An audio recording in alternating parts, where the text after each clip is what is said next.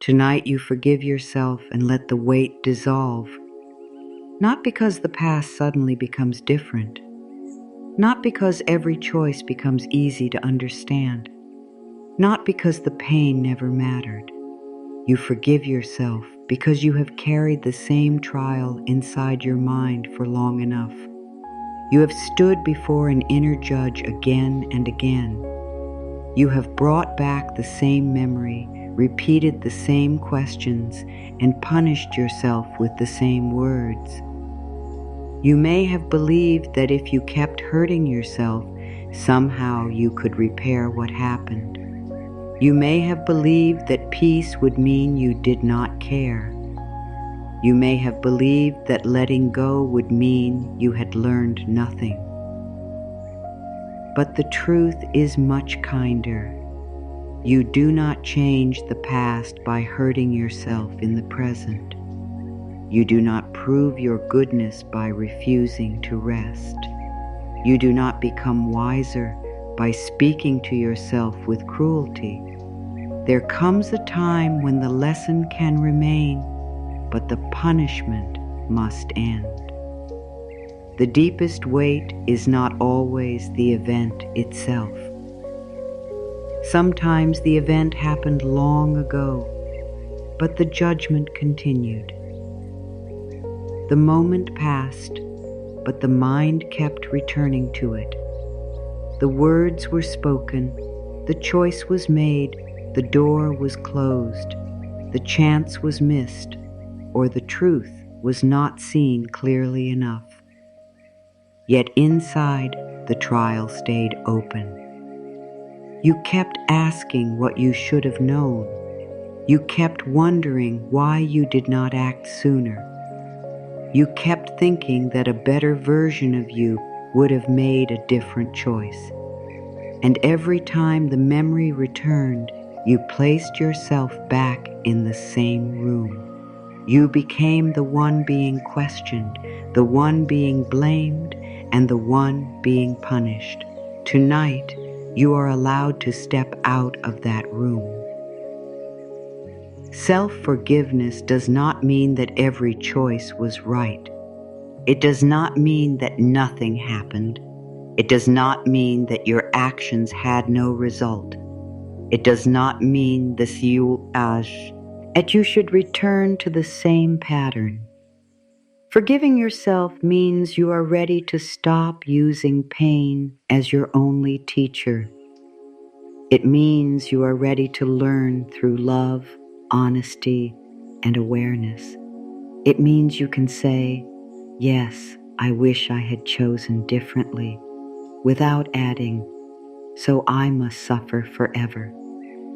It means you can take responsibility without turning responsibility into a life sentence. There is a great difference between learning from the past and living inside it. Learning takes the truth and brings it forward.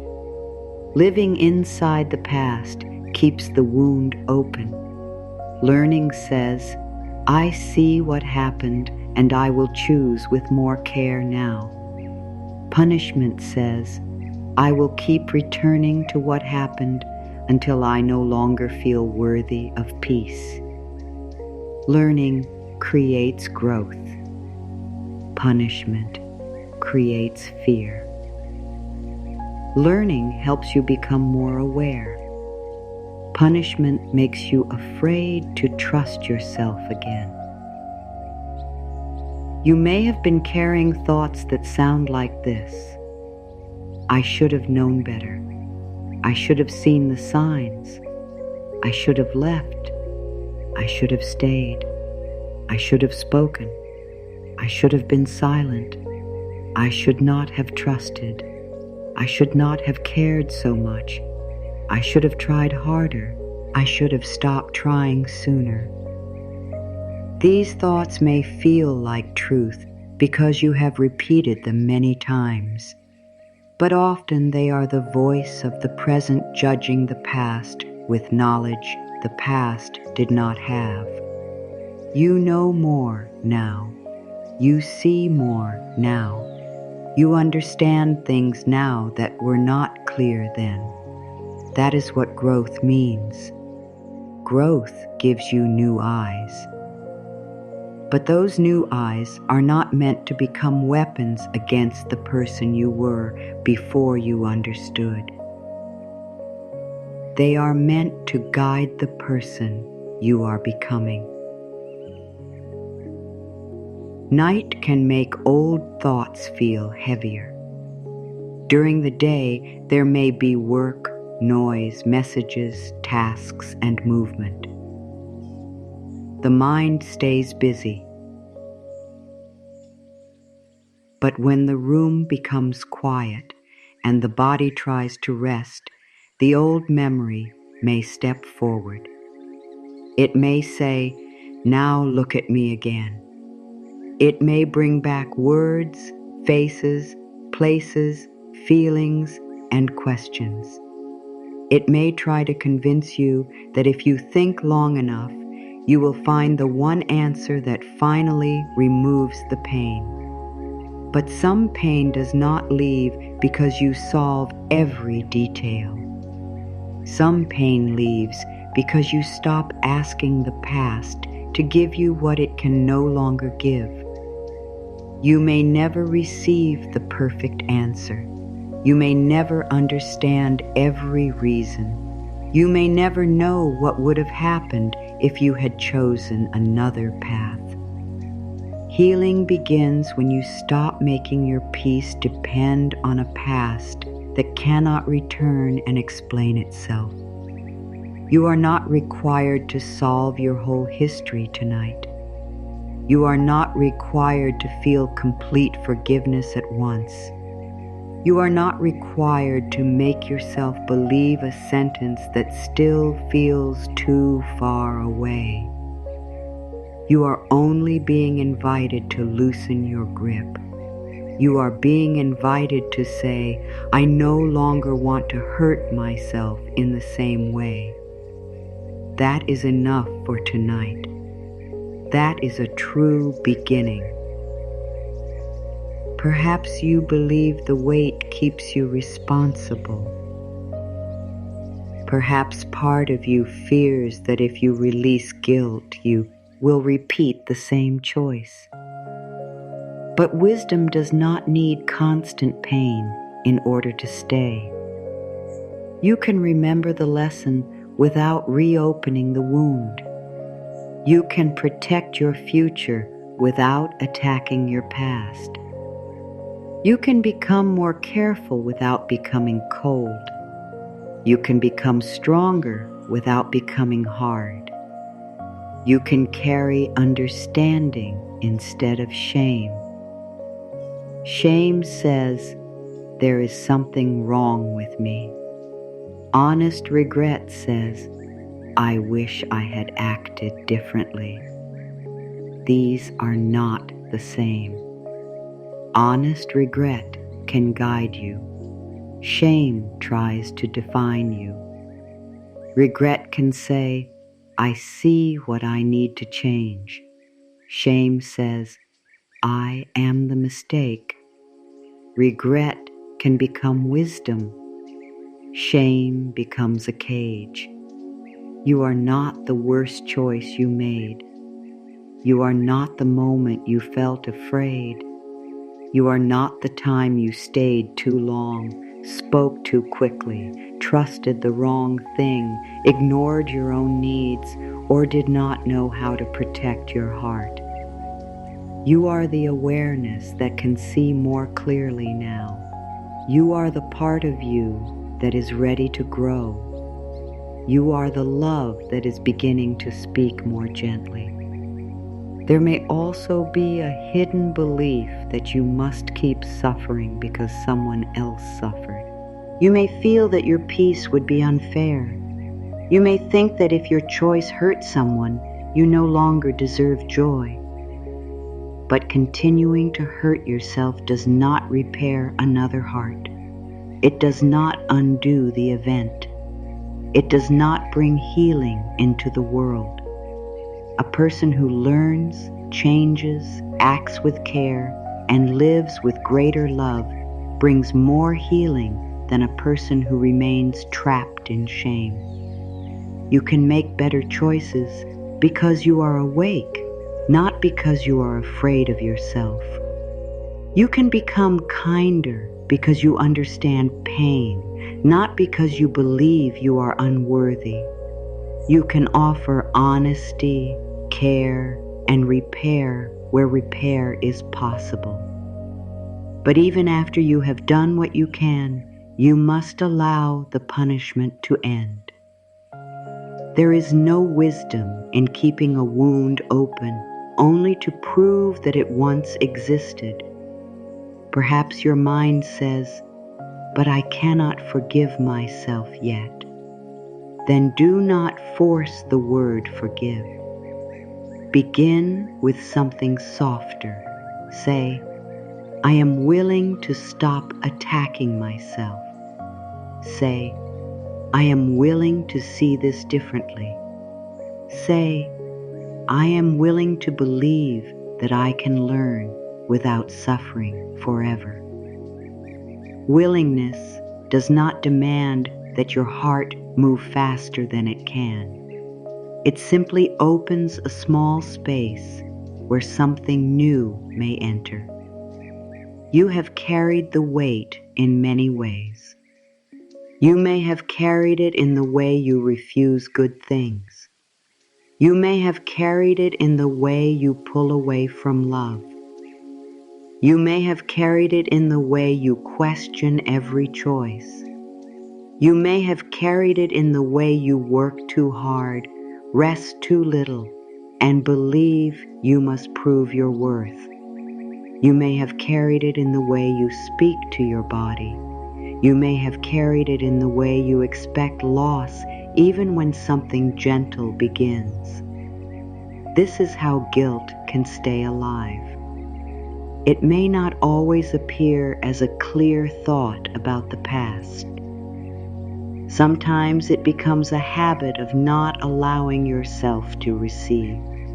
You turn away from peace because peace feels undeserved.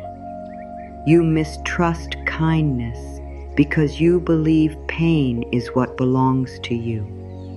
You make life harder because some part of you thinks ease must be earned through suffering. But peace is not a prize for people who never made mistakes. Peace is a place every human heart needs in order to heal. You do not need to be perfect to deserve rest. You do not need to erase every wrong turn before life can hold you gently. You are allowed to be a person who has made mistakes and still chooses love. You are allowed to be a person who has hurt and healed. You are allowed to be a person who once did not know and now wants to live with more care. Tonight, you do not have to keep proving that you regret what happened. Your heart already knows. Your body already knows. The fact that you have carried it for so long shows how deeply it touched you. You do not need to add another night of pain to make the lesson real. Ask yourself quietly, what am I afraid will happen if I stop blaming myself? Perhaps the answer is, I am afraid I will forget. But you will not forget the wisdom. Perhaps the answer is, I am afraid I will become careless. But awareness has already changed you. Perhaps the answer is, I am afraid I do not deserve peace. That is the belief asking for love. You do not have to believe you deserve everything tonight. Begin with this. You deserve the chance to stop causing yourself more pain. You deserve one night where the mind does not reopen every old door. You deserve one moment where your body is not asked to carry the full weight of your past. You deserve the chance to meet yourself as a human being who was trying, learning, fearing, hoping, and searching for safety. Let this truth come near. You cannot punish yourself into becoming the person you wish you had been, but you can love yourself into becoming the person you are ready to be now. There is nothing weak about putting down the weight. It takes strength to stop repeating an old judgment. It takes courage to live without using shame as protection. It takes honesty to admit that the pain is no longer helping. You may have thought holding on was the brave thing, but perhaps the brave thing now is release. You can say, I take responsibility for what is mine. And you can also say, I release what is no longer mine to carry. You can keep the lesson. You can change the pattern. You can repair what can be repaired. You can choose differently, and you can stop hurting yourself for the parts that cannot be changed. The past does not need another night of your life. The past has already had its moment. This night belongs to the person you are now. This night belongs to the heart that is tired. This night belongs to the body that has waited for kindness. This night belongs to the part of you that is ready to hear a new voice. You are not being asked to forget. You are being asked to stop turning memory into punishment. You are not being asked to pretend. You are being asked to become honest about what the guilt has cost you. You are not being asked to say it did not matter. You are being asked to say that your life still matters too. For tonight, let this be enough. I cannot change the past by hurting myself now. I can learn. I can grow. I can make peace with the person I was. I can begin to believe that my life is allowed to move forward. The trial can close. The inner judge can become quiet. The old questions can rest. You do not need to give them another answer tonight. You only need to place one hand over your heart and remind yourself, I am still here. I am still learning. I am still worthy of love.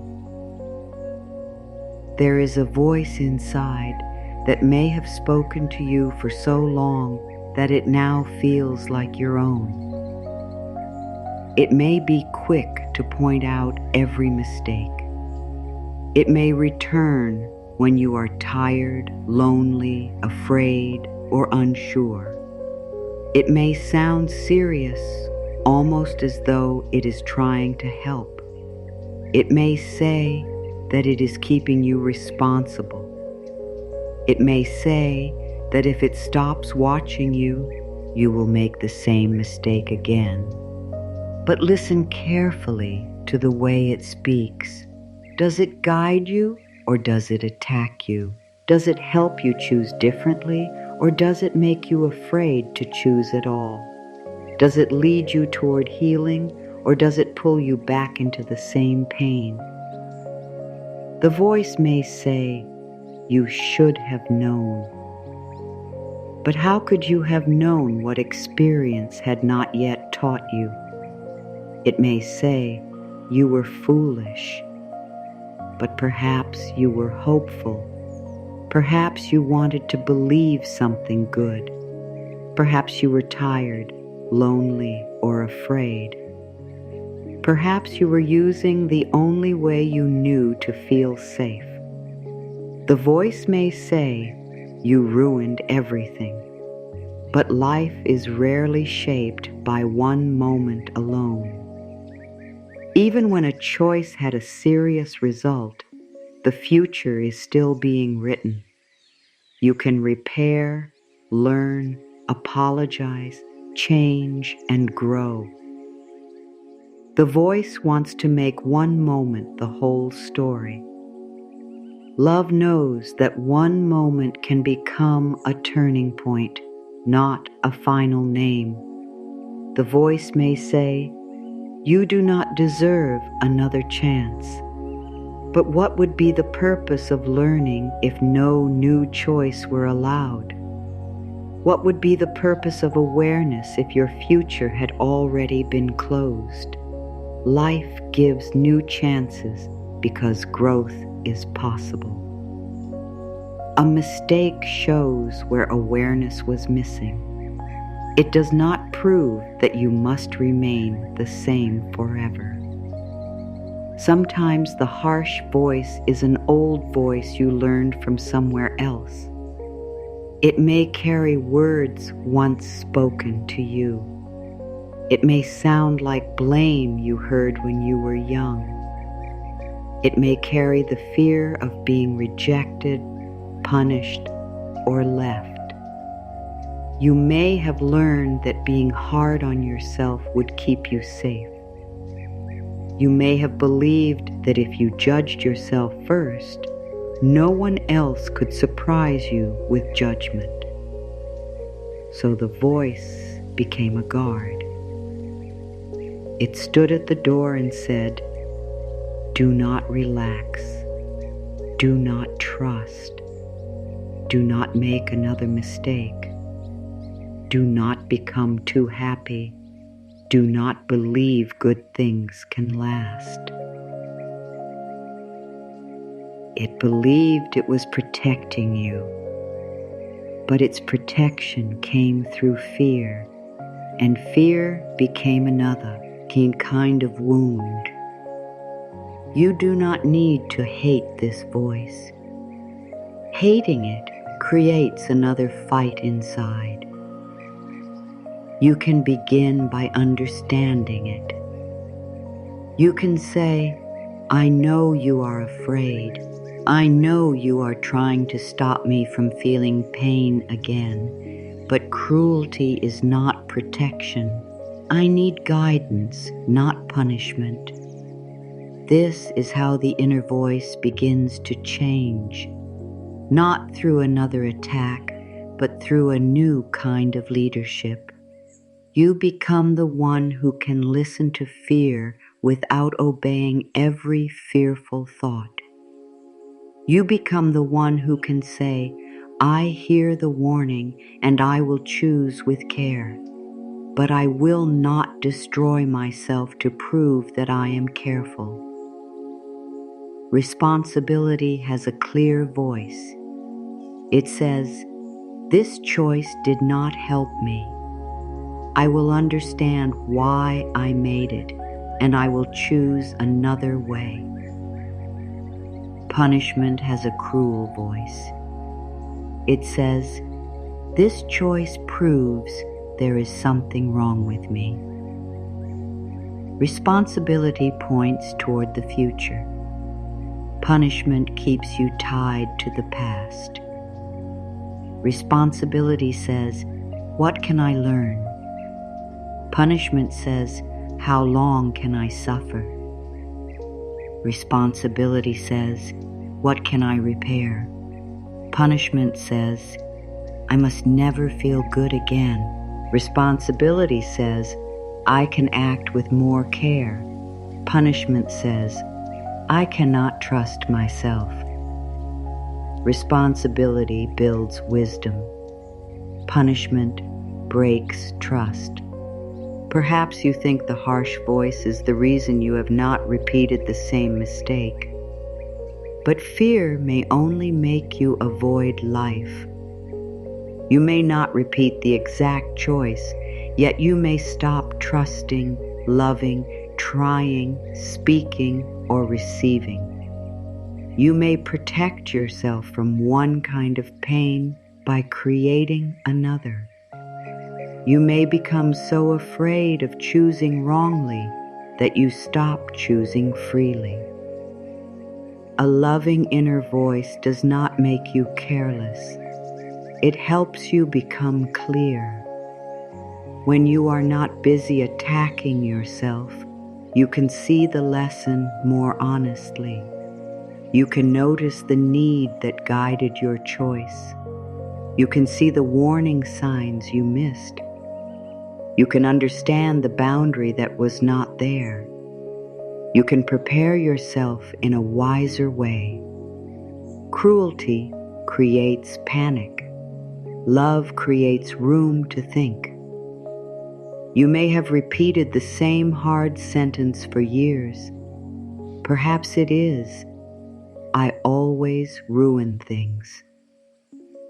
Notice the word always. The mind likes large words when it is afraid. Always. Never. Everything. Nothing. These words turn one event into an identity. But one mistake is not everything. One loss is not forever. One wrong turn is not the end of the road. When the mind says, "I always ruin things," you can answer, "I have made choices I regret, and I am learning to choose with more care." This does not deny anything. It simply speaks the whole truth. The whole truth includes the mistake and the growth. The whole truth includes the pain and the awareness. The whole truth includes what happened and what is changing now. Perhaps the voice says, "No one could love me if they knew everything." This is shame asking you to hide. But love is not built on pretending to have no past. Real love makes room for honesty, growth, and human limits. You do not need to tell every detail to everyone, but you do need to stop hiding from yourself. You already know your past. You already know the choices you wish had been different. Yet you are still here. You are still able to care. You are still able to feel regret. You are still able to want something better. These are signs that your heart is alive. They are not signs that you are beyond love. When the voice says you are bad, ask it to become clear. What choice are you talking about? What belief was guiding that choice? What need was present? What can be changed now? Shame becomes weaker when you replace a large attack with a clear understanding. Instead of "I am bad," perhaps the truth is, "I acted from fear." Instead of "I destroy everything," perhaps the truth is, "I did not know how to speak my needs."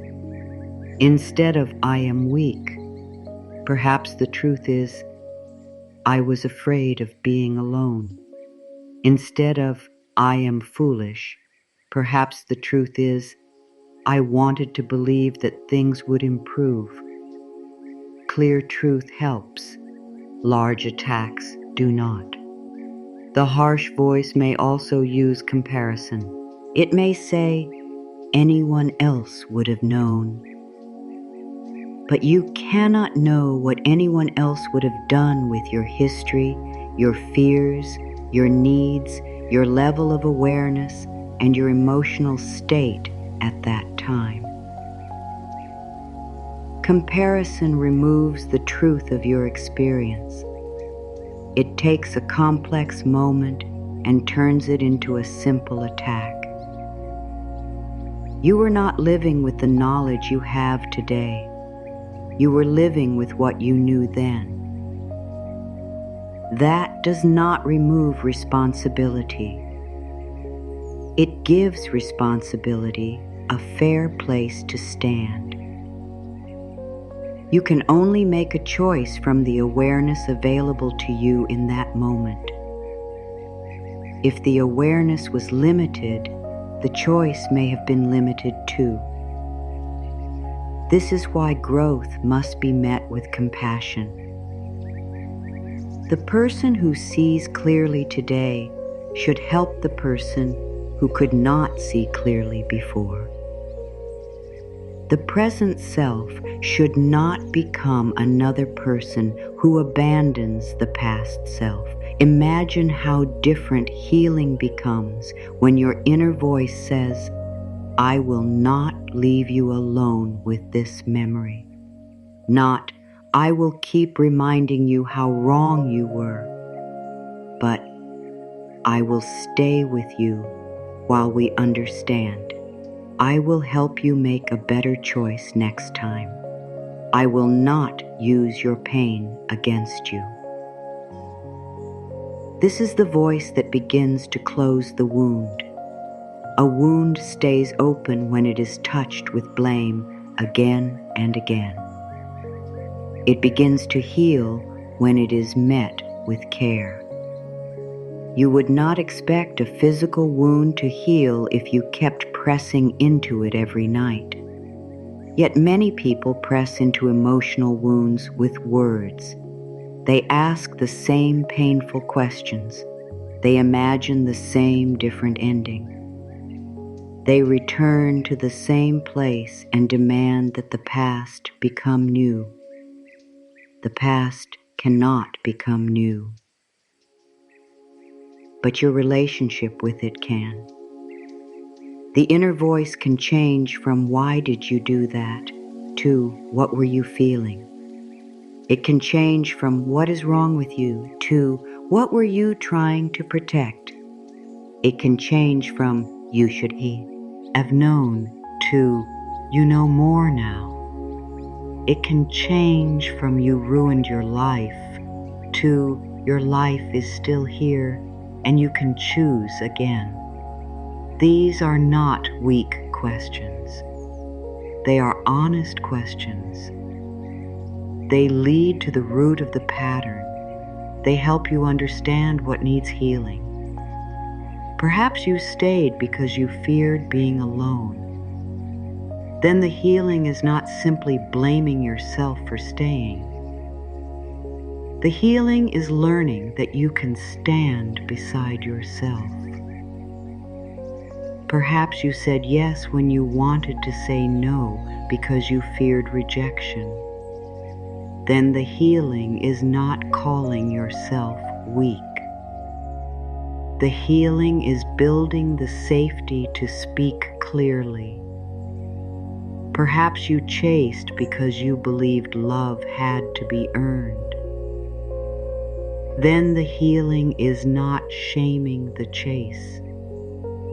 The healing is learning that love should not require you to lose yourself. The harsh voice focuses on the act. The loving voice looks for the wound beneath it. When the wound is understood, the pattern can change. You may worry that speaking kindly will let you avoid the truth, but real kindness does not hide the truth. It makes the truth easier to face. When you know you will not attack yourself, you can look honestly. You can admit what happened. You can admit where you ignored your own knowing. You can admit where fear led you. You can admit where another choice would have been better. Harshness makes you defend yourself. Kindness makes you honest.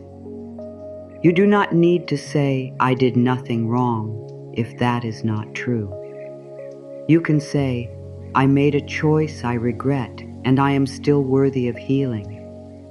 You can say, "I hurt someone, and I am willing to act with more care."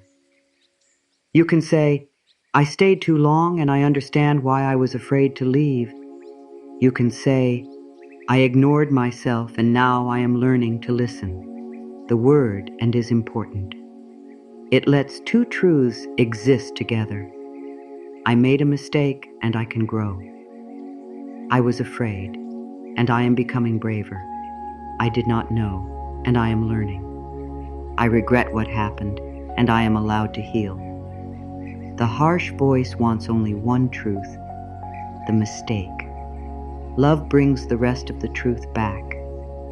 You can begin listening for the tone of your inner words. Even a healing sentence can become harsh if spoken like an order. Forgive yourself now can feel like another demand. Stop thinking about it can feel like rejection. Instead, try, I know this still hurts. We are learning how to release it. Try, you do not have to solve everything tonight. Try, I am here, and I am not leaving you alone with this.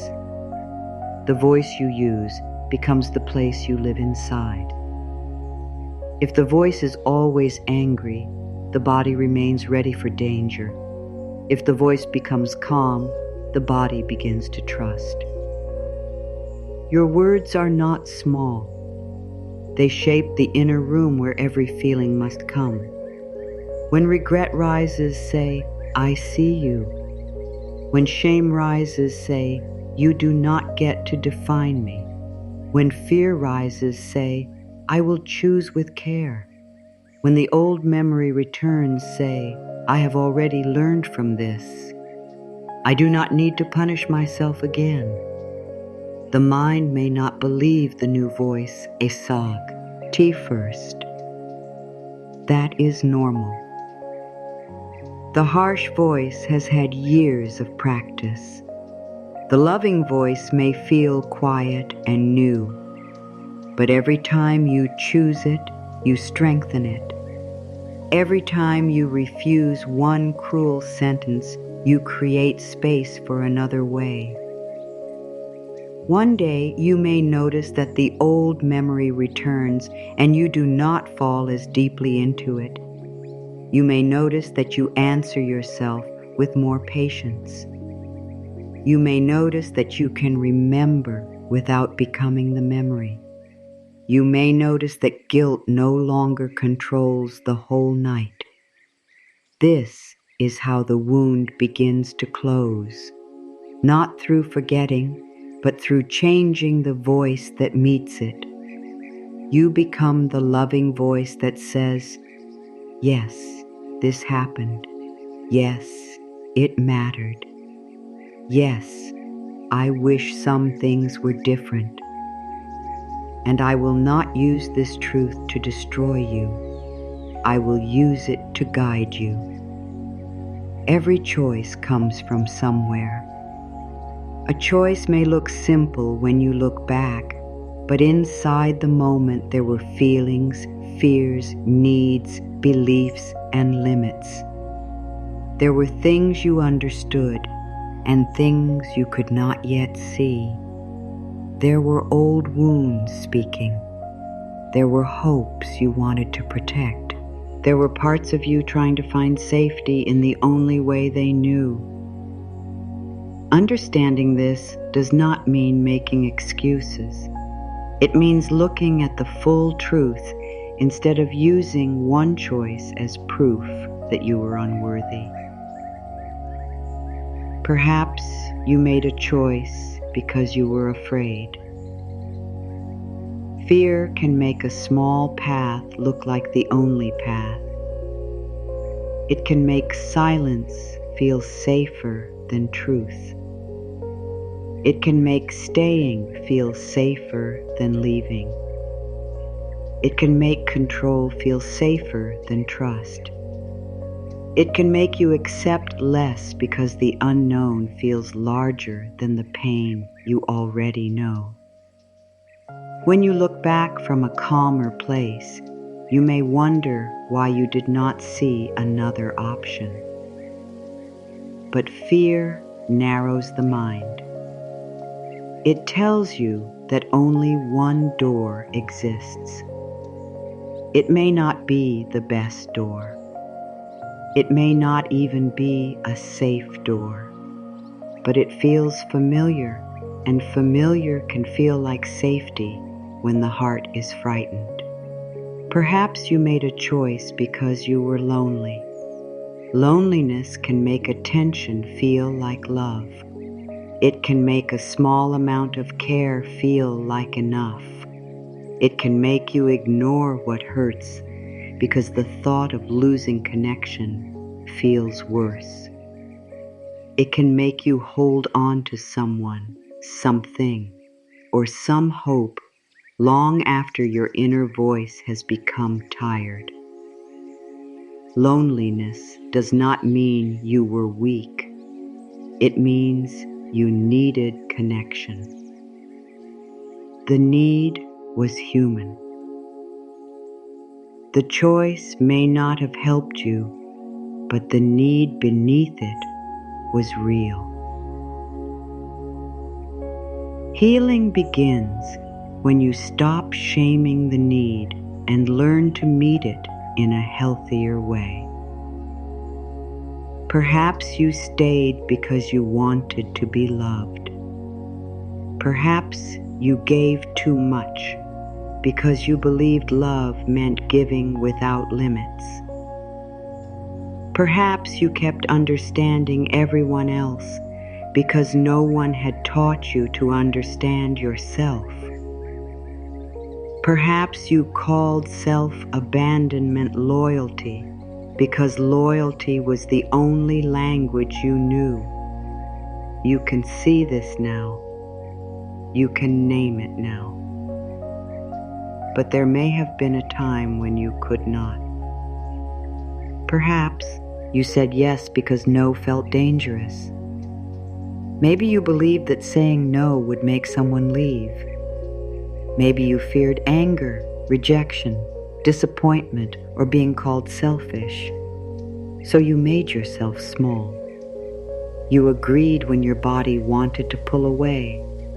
You stayed quiet when your heart wanted to speak.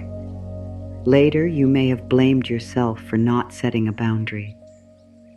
But boundaries are not easy when love once felt connected to pleasing. A boundary can feel like danger when your nervous system learned that acceptance had to be earned. This does not mean you must keep saying yes. It means the old yes deserves understanding while the new no is being learned. Perhaps you avoided a choice because you were tired. Emotional tiredness changes the way the mind works. When you have carried stress for too long, even a simple decision can feel heavy. You may choose what ends the pressure quickly, not what serves you deeply. You may delay, withdraw, ignore, or give in because you do not have enough inner space to see clearly. Looking back, the choice may seem careless, but perhaps you were not careless. Perhaps you were exhausted.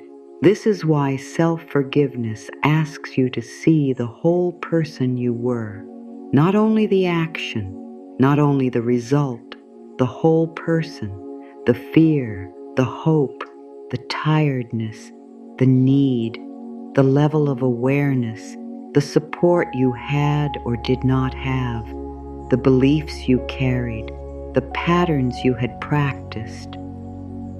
You may have trusted because you wanted to believe. Trust is not foolish.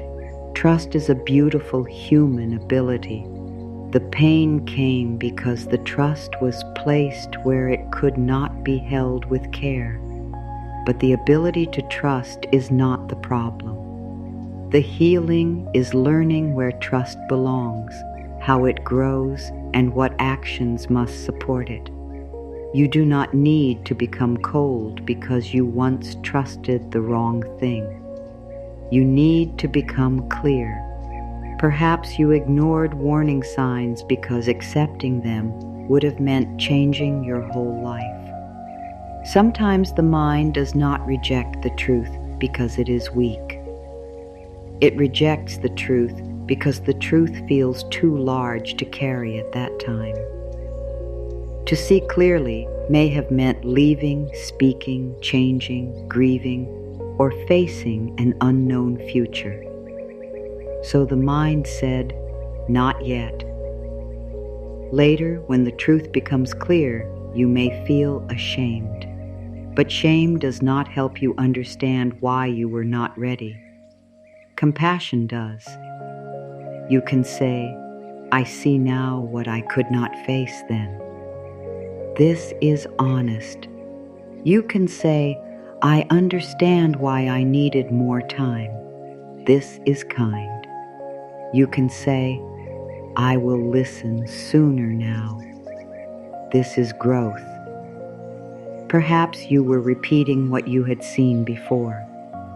People often live from patterns they did not choose with full awareness. The mind learns through repetition. The body learns what is familiar. If love and pain were mixed in the past, calm love may feel strange. If criticism was common, kindness may feel hard to trust. If struggle was praised, ease may create guilt. You may have chosen a familiar pain because your body knew how to survive it. This does not mean you wanted to suffer.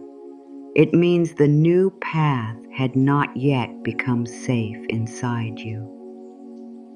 A familiar pattern can feel like home even when it hurts. A new pattern can feel frightening even when it is healthy. This is why change takes more than knowing. The mind may know, "I deserve better," while the body still fears what better will ask from you. Better may ask you to speak. Better may ask you to leave. Better may ask you to receive. Better may ask you to stop chasing. Better may ask you to trust calm instead of confusion. The old choice may have been an attempt to stay in what felt known. Perhaps you acted from low self-worth. When you do not believe you matter, you may accept what does not honor you. You may stay silent because you think your needs are too much. You may work for approval because you do not feel valuable without it. You may forgive others quickly and keep punishing yourself because you believe everyone deserves more kindness than you. Low self-worth is not proof that you were born without value. It is proof that value was not fully felt, and what was not felt can be learned. You can look back and say, "I chose from the level of love I had for myself at that time." That may be painful to admit, but it is also freeing because the level of love can change. The next choice can come from a deeper place. Perhaps you acted because you wanted relief. Pain can make quick comfort feel very powerful. You may have tried to escape a feeling, fill an empty place, avoid a truth, or quiet the mind. The choice may have brought relief for a moment and more pain later. This is how many patterns begin. The goal is not to shame the need for relief. The goal is to find a form of relief that does not harm you. Rest instead of escape. Support instead of silence. Honest words instead of hiding. Care instead of punishment. You were trying to meet a need. Now you can learn another way.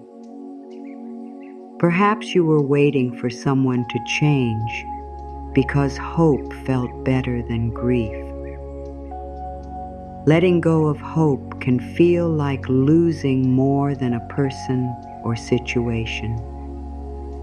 It can feel like losing the future you imagined. So you stayed close to the idea. You waited for the apology, the effort, the promise, the change. Later, you may call yourself foolish, but perhaps you were grieving slowly. Perhaps hope was the bridge your heart used until it was ready to face the truth. You do not need to hate yourself for the time it took. You can honor the part of you that hoped and still decide that your life needs a new direction now. Perhaps you did not speak because you did not know how. Some people grow up learning that feelings create trouble. They learn to stay quiet, keep peace, and carry pain alone. Then later, when truth is needed, the words do not come easily. You may have known something felt wrong, but you did not have the language. You may have felt the discomfort in your body, but you did not yet trust it. You may have wanted to speak, but fear closed your throat. Now you can learn the words. Now you can practice. Now you can become someone who says, "This does not feel right for me." But do not use your new voice to shame the silence that came before it. The silent version of you was also trying to survive. Perhaps you made a choice to keep someone else happy because you believed their peace was your job. You may have carried feelings that were never yours to carry. You may have taken responsibility for reactions, moods, and problems that belong to someone else. This can happen when love becomes connected to rescue. You begin to believe that your worth comes from being needed. You become tired, but you keep giving. You become hurt, but you keep understanding. You lose yourself, then blame yourself for being lost. Now you can learn that love does not require you to disappear. But the person who disappeared deserves compassion, not anger. You may also have chosen from fear of failure. You may have delayed, avoided, or walked away because the thought of trying and failing felt unbearable. Later, you judged yourself for not beginning, but beneath the delay may have been a deep belief that failure would prove you were not enough. The healing is not shouting at yourself to be stronger. The healing is separating failure from worth. You can try and still be worthy. You can make mistakes and still be worthy. You can begin imperfectly and still be worthy. When worth is safe, action becomes easier. Understanding the past means asking better questions. Not what was wrong with me, but what was I afraid of? Not why was I so weak, but what did I believe would happen if I chose differently? Not why did I allow this, but what did I think I needed in order to feel loved or safe?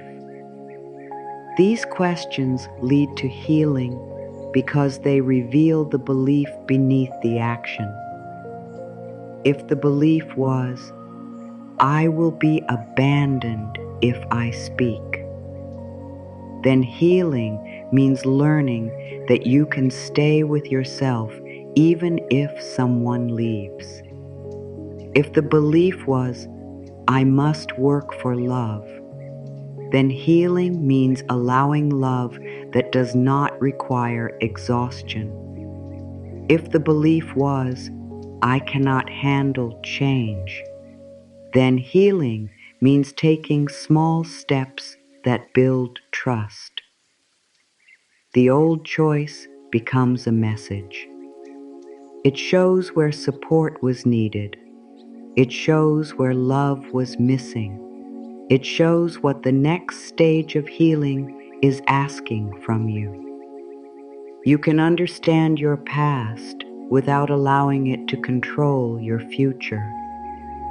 This sentence holds both kindness and strength. Understanding does not mean returning. Understanding does not mean repeating. Understanding does not mean saying that harm was acceptable. It means you no longer need shame to explain what happened.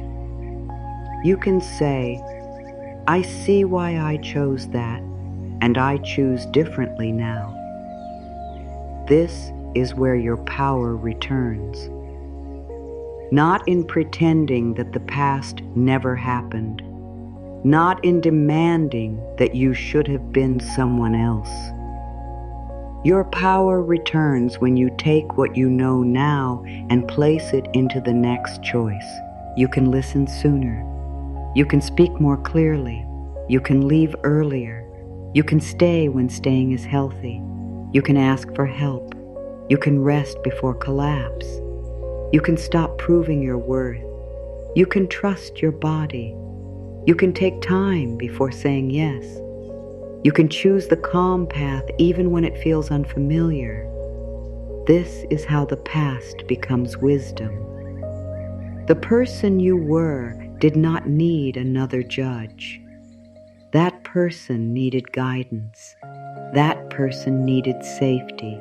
That person needed someone to say, your feelings matter. Your needs matter.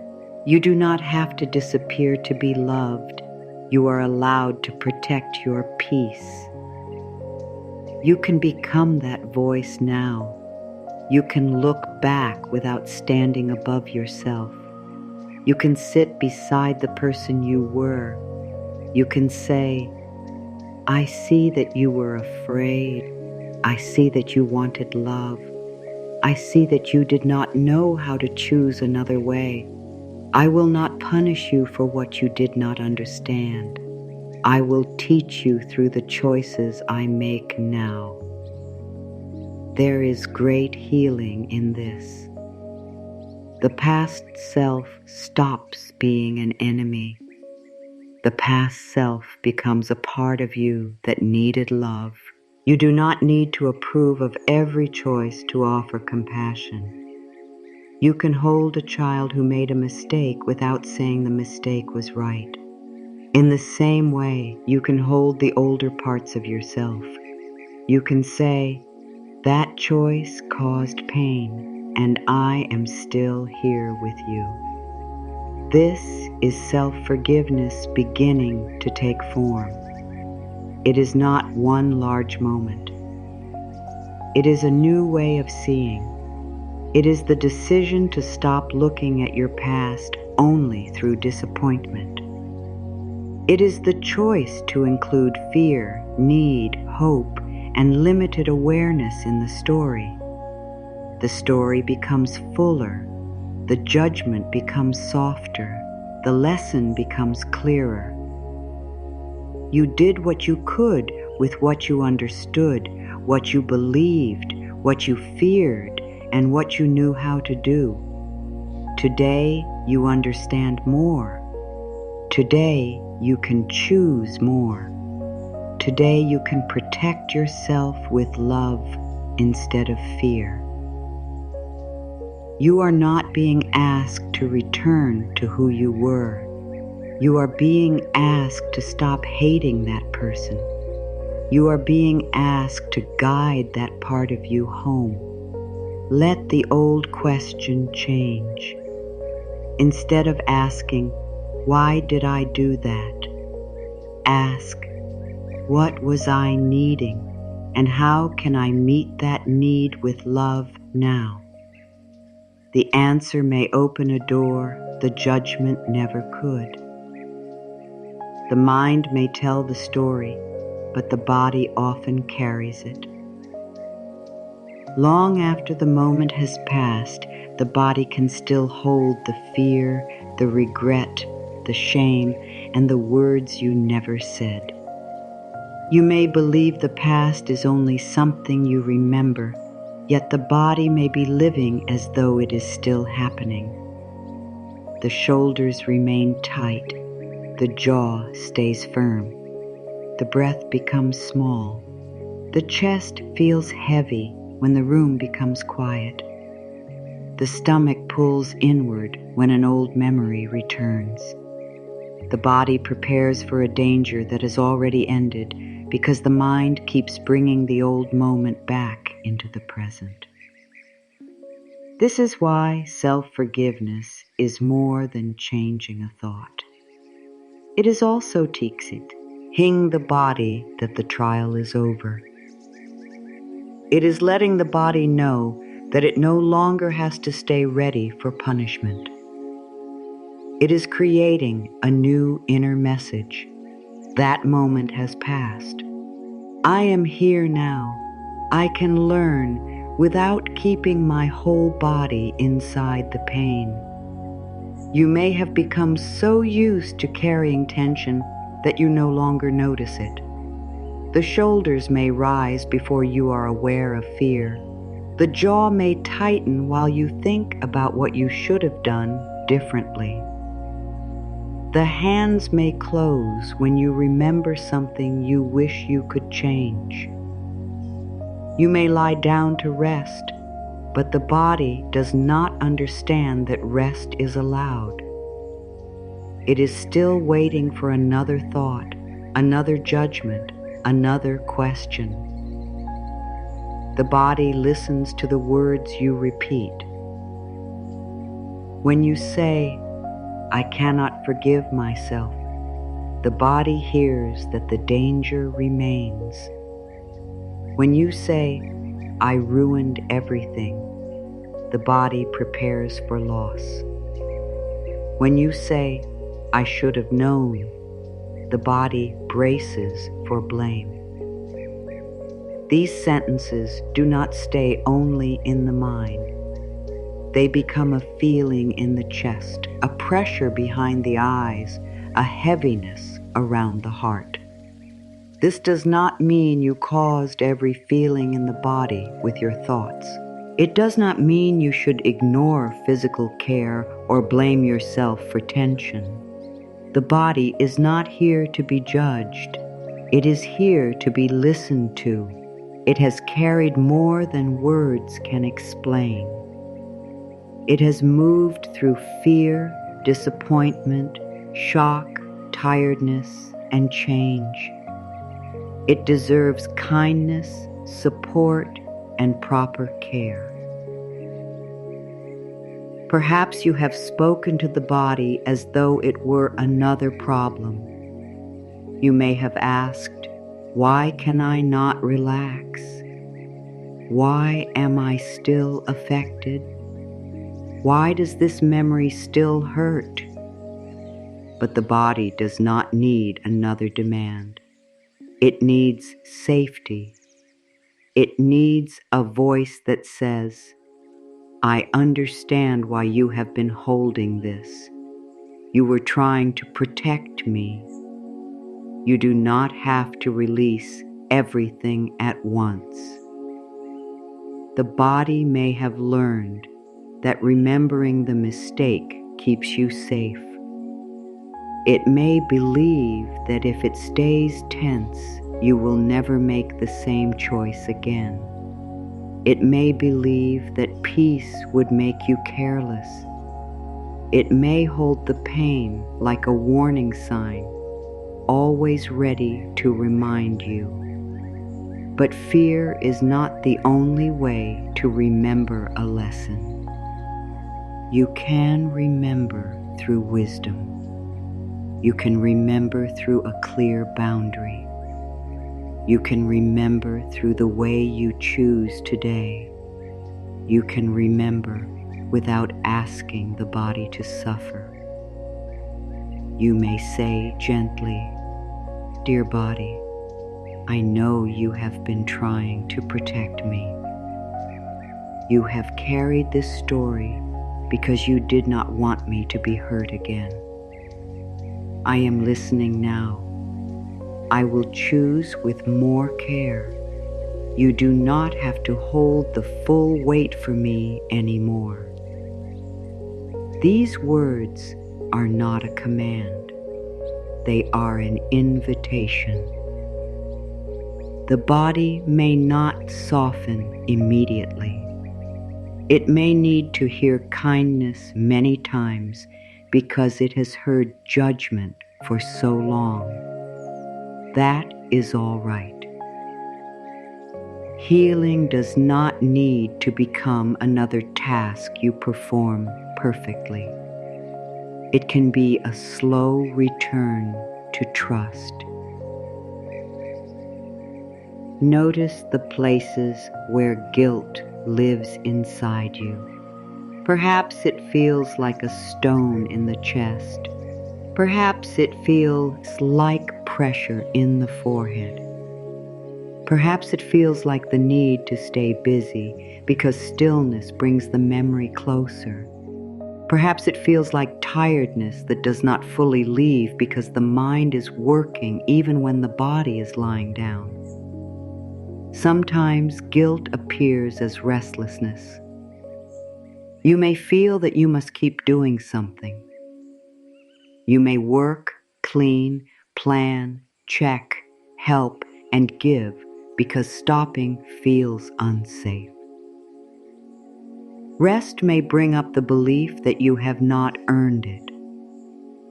You may think you must continue proving your goodness through effort.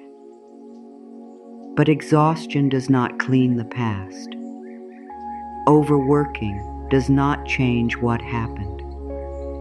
Refusing rest does not make you a better person. It only tells the body that punishment is still required. You may have been using tiredness as payment. Some part of you may believe, if I carry enough, if I give enough, if I suffer enough, then perhaps I will become worthy again. But your worth was never removed. A mistake may require responsibility. A pattern may require change. A relationship may require repair. None of these require you to lose your right to be human. The body needs to know that care is not something you receive only after you have suffered enough. Care is part of how you become able to change. A rested mind sees more clearly. A supported body makes wiser choices. A calm nervous system can hear truth without falling into panic. Self-punishment may make you feel serious, but it does not always make you clear. When the body is filled with shame, everything feels like danger. A small mistake becomes proof that you cannot trust yourself. A delay becomes punishment. A difficult feeling becomes another reason to criticize. The whole inner world becomes tense. Kindness does not remove responsibility. Kindness makes responsibility possible without destroying you. There may be a place in your body that feels especially heavy when the past returns. Instead of asking it to disappear, you can meet it with attention. You might say, "I feel this heaviness. I am not going to fight you. I am not going to frighten you. I am here." Sometimes the body has waited years to hear those words. It has been pushed, ignored, criticized, and told to move on. Yet feelings do not leave because they are rejected. They often become louder. They ask again and again, will you listen now? Listening does not mean giving the pain complete control. It means allowing it to exist without adding another wound. There is the original hurt, and then there is the way you speak to yourself about having the hurt. When you say, I should be over this, you add pressure. When you say, I am weak for feeling this, you add shame. When you say, I understand that this is still tender, you create space. The body often softens where it feels understood.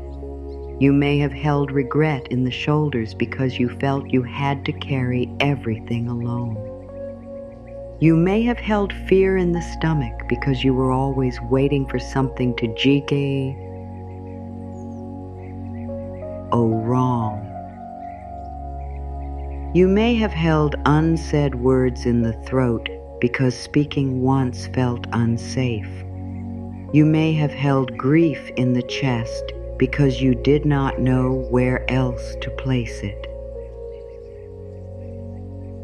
There is nothing wrong with you for carrying emotion physically. You are a whole being. The mind, heart, and body are not separate rooms. They speak to each other. A loving thought can support the body. A safe breath can calm the mind. A kind action can tell the heart that life is changing. Tonight the message can be simple. I do not need to keep my body in the past. You are here now. The old room is not around you. The old words are not being spoken in this moment. The choice has already been made. The result has already happened. You may still be learning from it, but you are not required to relive it. Let the body hear the truth of the present. The bed, the chair, the floor, the walls around you, the quiet of this night, these belong to now. The memory belongs to then. The mind may connect them, but you can slowly separate them. You can say, that was then, this is now. I am here. I am breathing. I am learning. I am safe enough to soften a little. You do not need to force a large release. Even a small softening matters. The shoulders lowering slightly, the hands opening, the jaw becoming less firm, the breath moving more freely. These are not small acts. They are signs that the body is receiving a different message. The old message was, stay ready, do not forget, keep suffering. The new message is, I remember the lesson. I do not need to remain in danger. Perhaps you have feared that the body will betray you. You may have felt frustrated when fear returns without warning, but the body is not betraying you. It is showing you where the past still feels present. It is asking for help coming back to now. You can become a friend to the body in those moments. You can stop asking why it is not different and begin asking what would help it feel supported. Perhaps it needs quieter thoughts. Perhaps it needs rest. Perhaps it needs warmth, water, movement, fresh air, practical care, or honest words. Perhaps it needs you to stop speaking about it with anger. The body is not the place where punishment should continue. It is the home carrying you into the future. Think of how faithfully the body has remained with you. It has carried every season. It has stayed through the moments when you loved yourself and the moments when you did not know how. It has held every tear, every hope, every fear, and every new beginning. It deserves to be included in forgiveness. You may say, "Dear body, I am sorry for the ways I have made you carry my shame. I am sorry for every time I denied you rest because I believed I did not deserve it. I am sorry for every harsh word. I am learning another way." This apology is not meant to create more guilt. It is meant to restore the relationship. You are not attacking yourself for having attacked yourself. You are simply recognizing that the body needs tenderness now. And then you can say, "I will listen more closely. I will care for you without waiting to become perfect.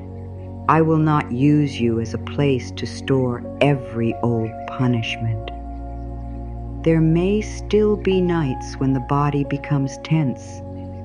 There may still be moments when the chest feels heavy. Do not turn those moments into proof that forgiveness is failing. They may simply be old patterns returning for reassurance. Each time you meet the pattern with calm, you teach the body something new.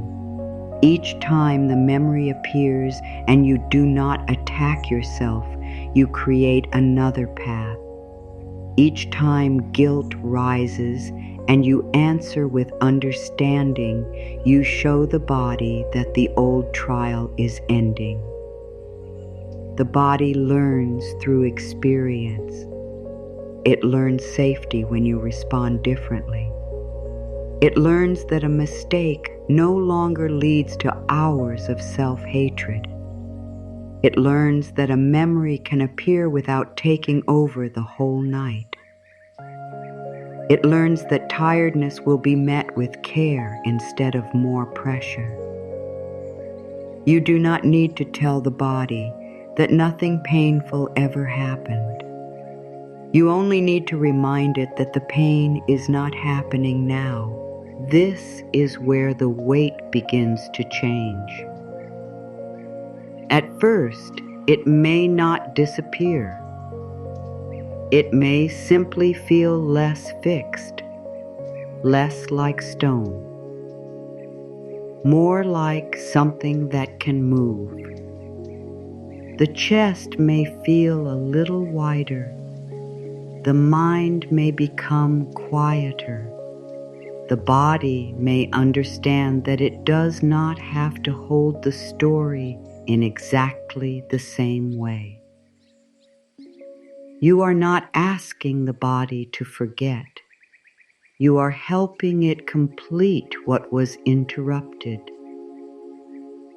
Perhaps it never had the chance to feel safe after the event.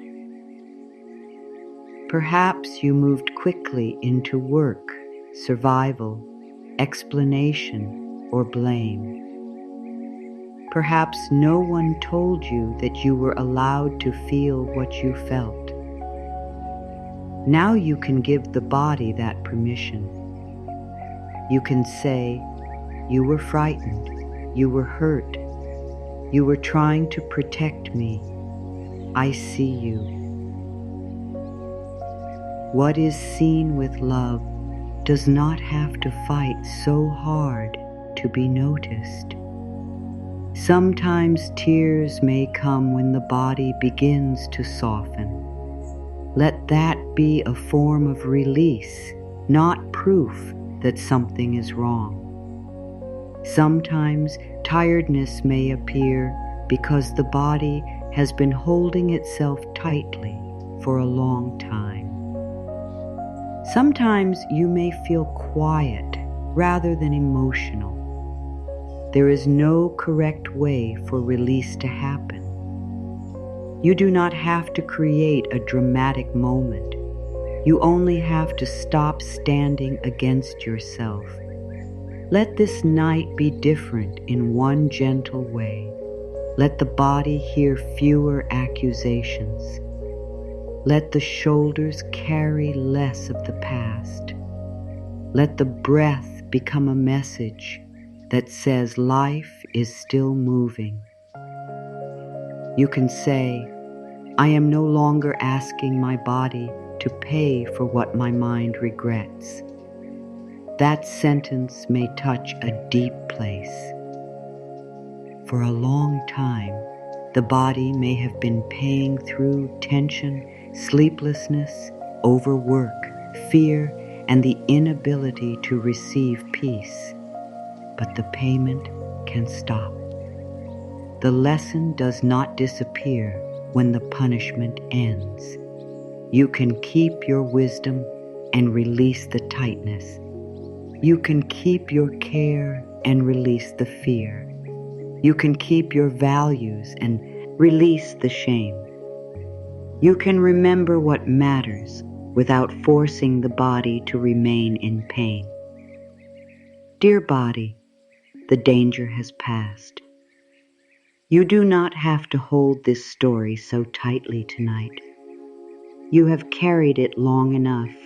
You have protected the heart in every way you knew. Now the present self is here. A wiser voice is here. A kinder choice is possible. You are allowed to soften into this night. You are allowed to feel supported by the surface beneath you. You are allowed to stop preparing for an old punishment. Nothing is being demanded from you in this moment. The body does not need to prove that the past mattered by remaining tense. The past mattered. The feelings mattered. The lesson matters. And the body matters too. Let the weight begin to move out of the places where it has been stored. Not through force, not through another command, through the simple knowledge that you are no longer against yourself. Your chest does not need to hold every regret. Your shoulders do not need to carry every old decision. Your jaw does not need to remain ready to defend what cannot be changed. Your hands do not need to grip the story. You can open slowly. You can breathe naturally. You can let the body hear. We are not living there anymore. The mind may still remember. The heart may still be tender. But the body can begin returning to the present. And with every return, forgiveness becomes less like an idea and more like a place within you where rest is finally allowed. There comes a moment when you must ask whether the pain is still teaching you or only hurting you. At first, guilt may have shown you that something mattered. It may have helped you see that you wanted to live differently. It may have opened your eyes to a pattern, a choice, or a truth you had ignored. But once the lesson is clear, continuing the punishment does not create more wisdom. It only keeps you trapped in the place where the lesson began. You may have believed that the length of your suffering proves the depth of your regret. You may think that if you feel better, it means you no longer care. You may fear that peace will make the past seem unimportant. But peace does not erase what happened. Peace allows you to carry the lesson without carrying the wound in the same way. You have already thought about it. You have already returned to it many times. You have already imagined what you should have said, what you should have done, and how everything might have been different. How many more nights must you offer to the same memory before you believe you have paid enough? This is not a question meant to blame you. It is a question meant to wake up the part of you that is ready to live again. How long must you suffer before the inner judge becomes satisfied? Another week? Another year? A lifetime? What exact amount of pain would make the past complete? The mind may not have an answer because punishment was never truly leading toward completion. It only knew how to continue. Self-punishment often has no ending. It says, "Not yet. You have not suffered enough. Think about it again. Feel worse. Refuse joy. Stay small." It keeps moving the line because its purpose is not healing. Its purpose is control. It believes that if you remain afraid of yourself, you will never cause pain again. But a person who is afraid of themselves cannot live freely. They question every feeling. They mistrust every desire. They hesitate before every choice. They may avoid love, growth, and opportunity because they no longer believe they deserve another beginning. This is too high a price. You do not need to become careless. You do not need to deny what happened. You only need to stop making endless pain the proof that you are good. A caring heart does not need to bleed forever. A lesson does not need a lifelong prison. A mistake does not need to become your name. Perhaps you think suffering keeps you humble. But there is a difference between humility and self-rejection. Humility says, "I can learn. I am not perfect. I can listen and change." Self-rejection says, "I am not worthy of love." Humility keeps the heart open. Self-rejection closes it. Perhaps you think refusing happiness is a form of respect for what was lost. But joy does not insult the past. Healing does not dishonor pain. Living fully does not mean you have forgotten. You can remember and still laugh. You can regret and still receive love. You can carry wisdom and still wake up with hope. Human feelings are large enough to hold more than one truth. You may feel sorrow for what happened and gratitude for what you have learned. You may wish you had chosen differently and still respect the person you are becoming.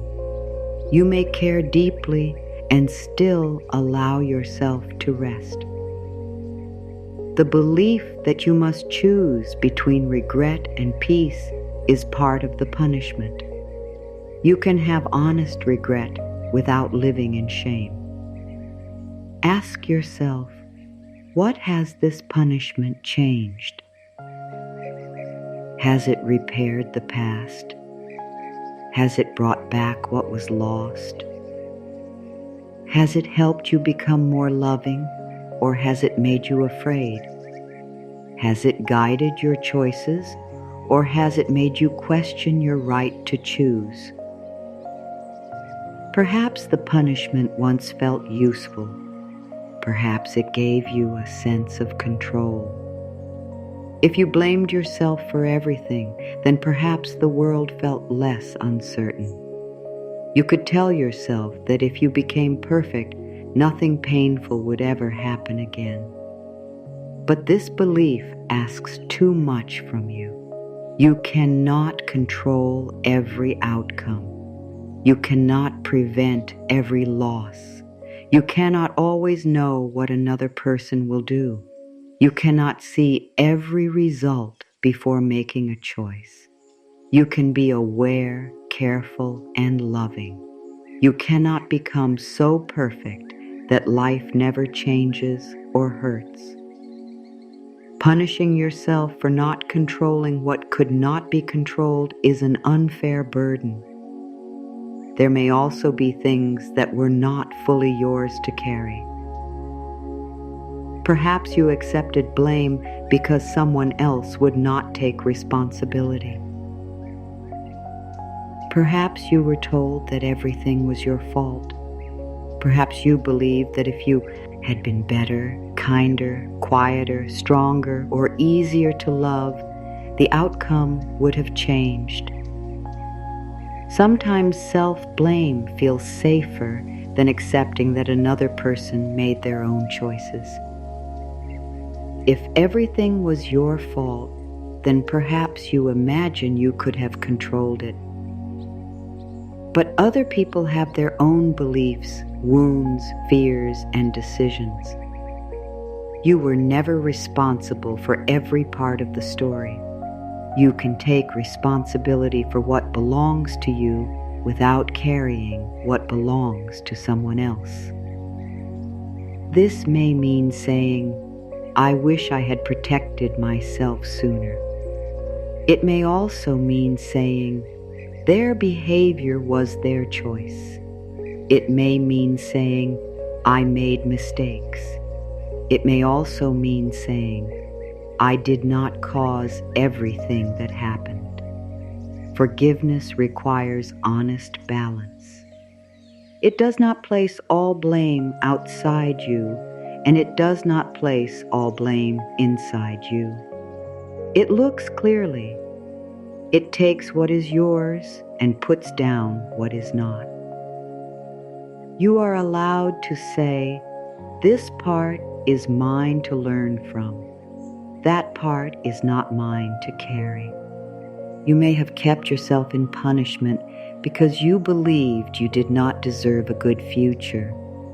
Perhaps when something kind comes close, you become uncomfortable. You may pull away, create a problem, or expect it to disappear. Some part of you may whisper, "Good things are not for me after what I did." But what would you say to a heart that had truly learned? Would you say it must never receive love again? Would you say one mistake removes every future possibility? Would you say pain is the only home it deserves? You might never speak that way to someone you care for. Yet you may have spoken that way to yourself. Tonight, you are invited to include yourself in the kindness you would offer elsewhere. You are allowed to believe that growth matters. You are allowed to believe that awareness changes what becomes possible. You are allowed to believe that a human being can make a painful choice and still become loving, honest, and wise. If there were no new beginnings after mistakes, no one would ever grow. Perhaps the lesson has already been learned. Let that question enter quietly. What if you do not need another year of shame? What if the way you think, feel, and choose has already begun to change? What if the fact that you can see the pattern now means you are no longer the same person who could not see it then?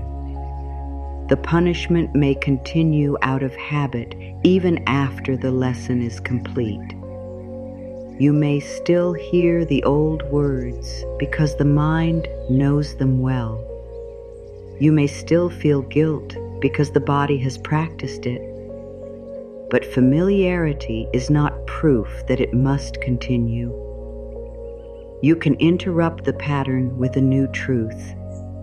I have learned enough to choose differently. I do not need to keep hurting myself to remember. This does not mean you will never make another mistake. You are human. There may be moments when fear speaks first or when awareness comes later. The goal is not to become someone who never falls. The goal is to become someone who can respond with honesty, repair, and love. When you trust that you can meet future mistakes with awareness, you no longer need shame as a guard. You can say, if I make a mistake, I will face it. I will listen. I will take responsibility. I will change what I can. I will not abandon myself. That is stronger than punishment. Punishment says you are dangerous and must remain afraid. Love says you are capable of learning and must remain awake. You may wonder whether ending the punishment means allowing yourself to forget the people affected by your choices. It does not. You can care about another person without hating yourself. You can honor their experience through the way you live now. You can become more patient, more honest, more careful, and more willing to listen. The best apology may sometimes be a changed life, not a life crushed by shame, but a life guided by what was learned. Where repair is possible, you can offer it. Where words are needed, you can speak them. Where a boundary is needed, you can respect it. Where nothing more can be done, you can stop trying to pay through suffering. There are situations where the past cannot be corrected directly. The person may be gone. The door may be closed. The time may have passed. You may never receive the chance to explain or make things right in the way you hoped. This can be deeply painful. But even then, your future choices can carry the lesson. You can bring more love into the world because of what you now understand. You can become the person you wish you had been in the next moment that asks for your awareness. That is not the same as changing the past, but it is a meaningful way to transform pain into care. You are allowed to end the punishment because punishment is not the same as love. Love does not say, nothing mattered. Love says, it mattered so much that I will live differently. Love does not say, I was always right. Love says, I am willing to see where I was wrong. Love does not say, I should suffer forever. Love says, I will carry the wisdom forward. You may have been waiting for permission to stop. Perhaps no one ever told you that you were allowed to put the guilt down. Perhaps you believed the decision had to come from someone else. You waited for forgiveness, approval, or understanding. It is natural to want those things. Yet your healing cannot remain completely in another person's hands. Someone else may not be ready to forgive. Someone else may never understand. Someone else may be unable to give you the words you hope to hear. You can respect their feelings without making their response the only doorway to your freedom. Self-forgiveness does not replace repair. It does not remove the result of your actions. It simply means you stop turning against yourself while you face what is true. You can be accountable and still be compassionate. You can accept a consequence without deciding that you are unworthy of peace. You can let another person have their feelings without making those feelings your whole identity. You are more than the part of the story that we and wrong. There is still kindness within you. There is still awareness. There is still the ability to choose. There is still a heart that wants to heal rather than harm. These parts are true too. Self-punishment makes you stare only at what was broken. Forgiveness helps you notice what can still be built. What if peace is not something you must earn? The mind may resist this. It may say, everyone must earn peace by being good. But peace is not a reward given only to those who have never failed. Peace is the ground from which better choices become possible. A frightened, shamed mind may act from hiding. A peaceful mind can face the truth. A body under attack may protect itself. A body that feels safe can soften enough to change. You do not need to become worthy of peace. You need peace so that your natural worth can be remembered. The need for punishment may have become part of your identity. You may not know who you are without guilt. Perhaps regret has shaped your days, your relationships, and the way you look at yourself. Letting it go may feel like losing a part of who you are, but guilt is not your deepest identity. It is a feeling. It is a response. It is something you have carried. It is not the whole of you. Without the punishment, you are still thoughtful. You are still aware. You still care. You still remember. You simply become freer to use those qualities with love. You can release the need to punish yourself for being human. Being human means learning after the moment. It means sometimes seeing clearly only when the choice has already been made. It means carrying needs you do not always understand. It means growing through experience. This does not remove the need for responsibility. It removes the belief that responsibility must be cruel. Say inwardly, I release the need to punish myself for being human. I choose to learn with honesty.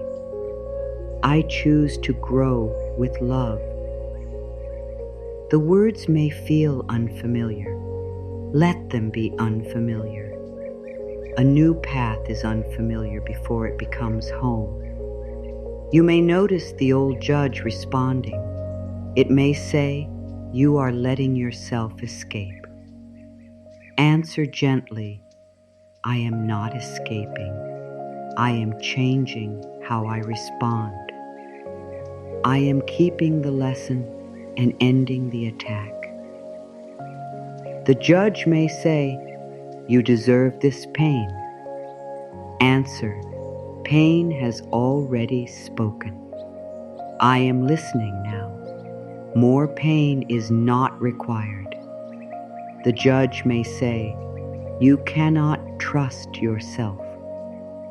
Answer, I am building trust through the choices I make today.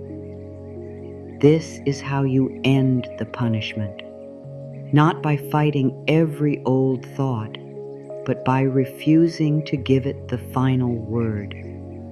There may be moments when you feel lighter and then guilty for feeling lighter. This is another layer of the pattern. The mind may say, how can you rest after what happened? Remind yourself that rest does not erase care. A lighter heart can still be an honest heart. You do not need to keep yourself wounded in order to remember that someone was hurt. You can honor pain by becoming more loving, not by becoming less alive. You are allowed to enjoy a peaceful morning. You are allowed to receive kindness. You are allowed to laugh without stopping to ask whether you have suffered enough. You are allowed to build something beautiful after a painful chapter. A new life is not a denial of the old one. It is proof that the old one was not the end. Perhaps tonight is the first time you consider that your sentence has no reason to continue. The inner trial can close because the truth has already been seen. The lesson has already entered. You are no longer protecting anyone by refusing to heal. You are allowed to stop turning the past into a weapon. You are allowed to look at yourself and say, I have carried this far enough.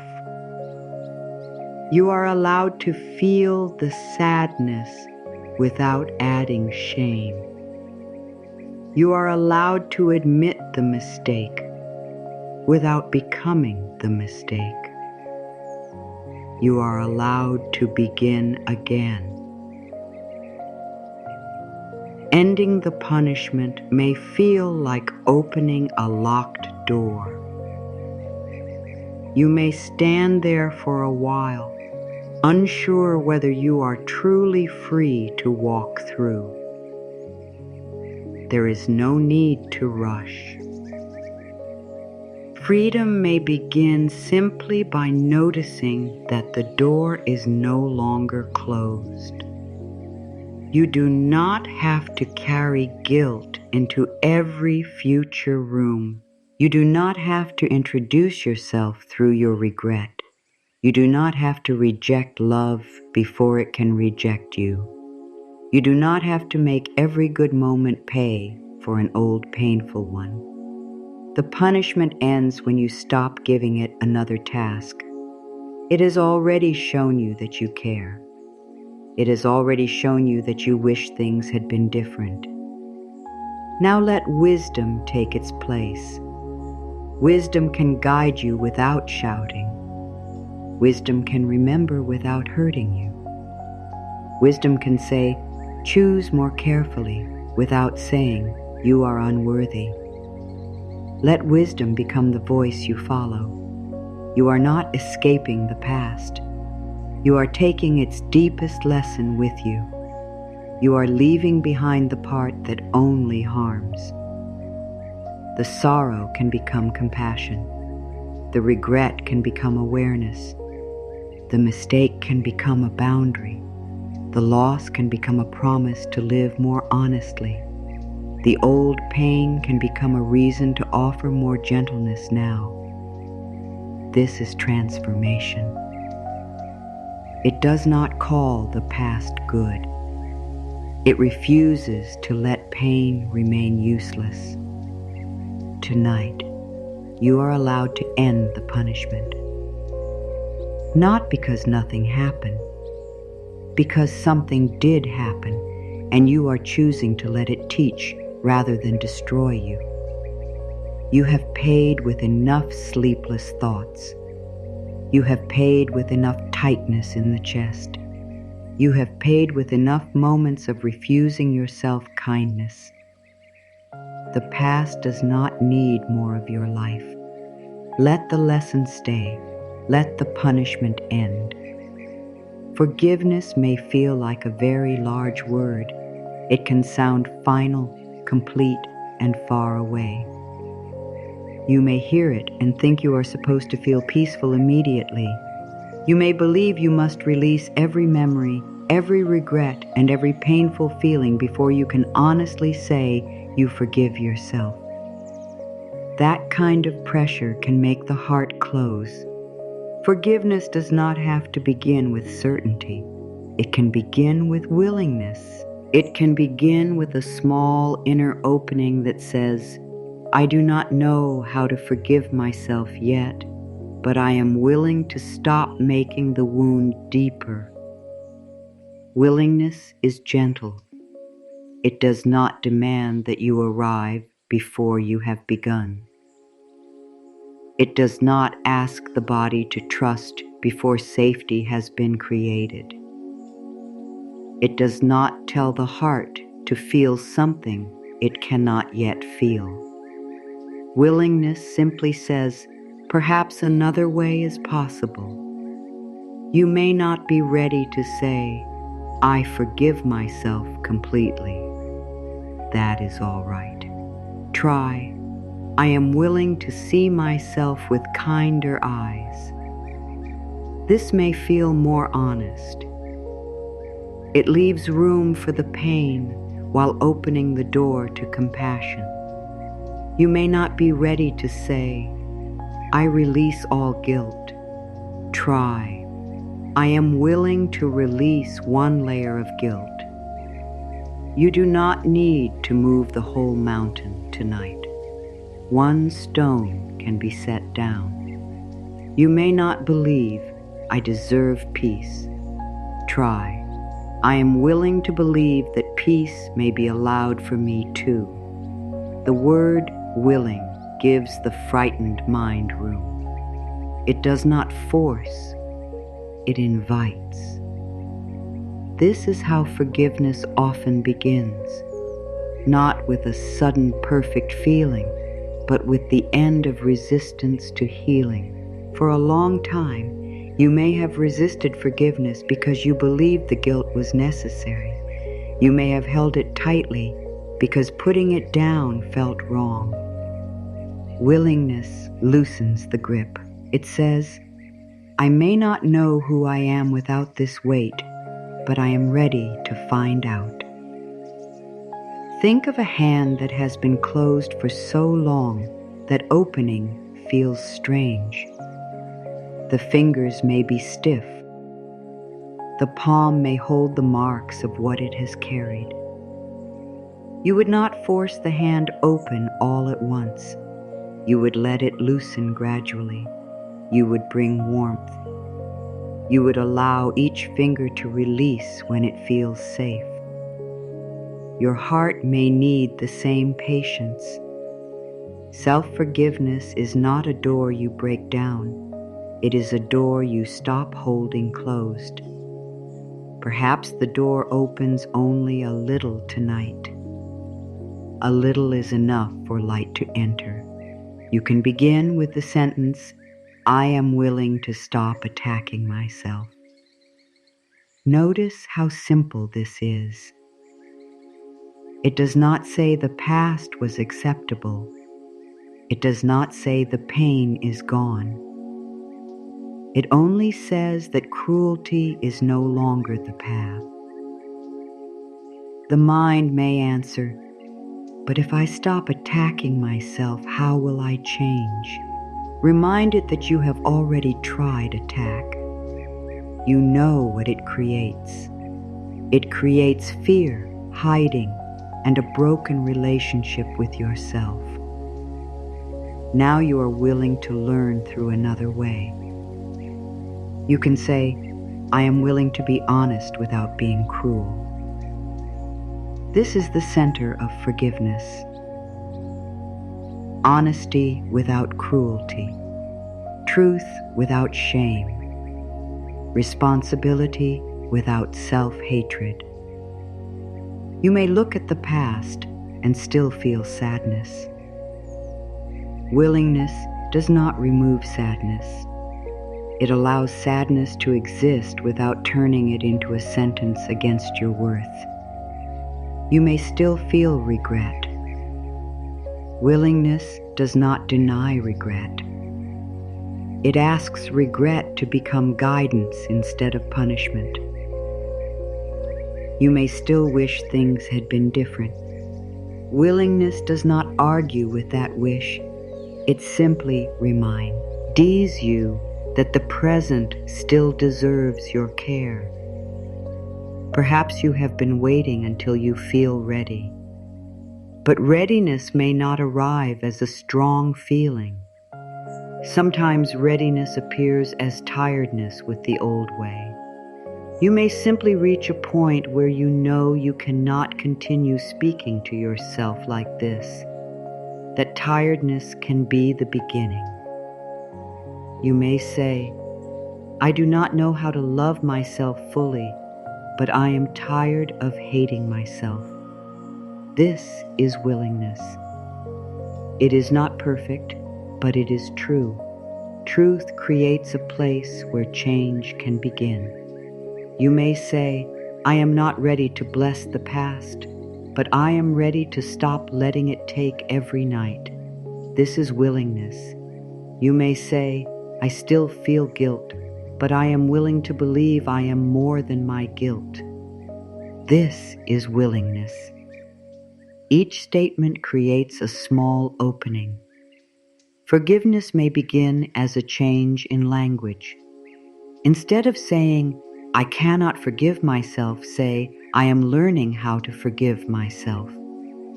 The first sentence closes the future. The second leaves room.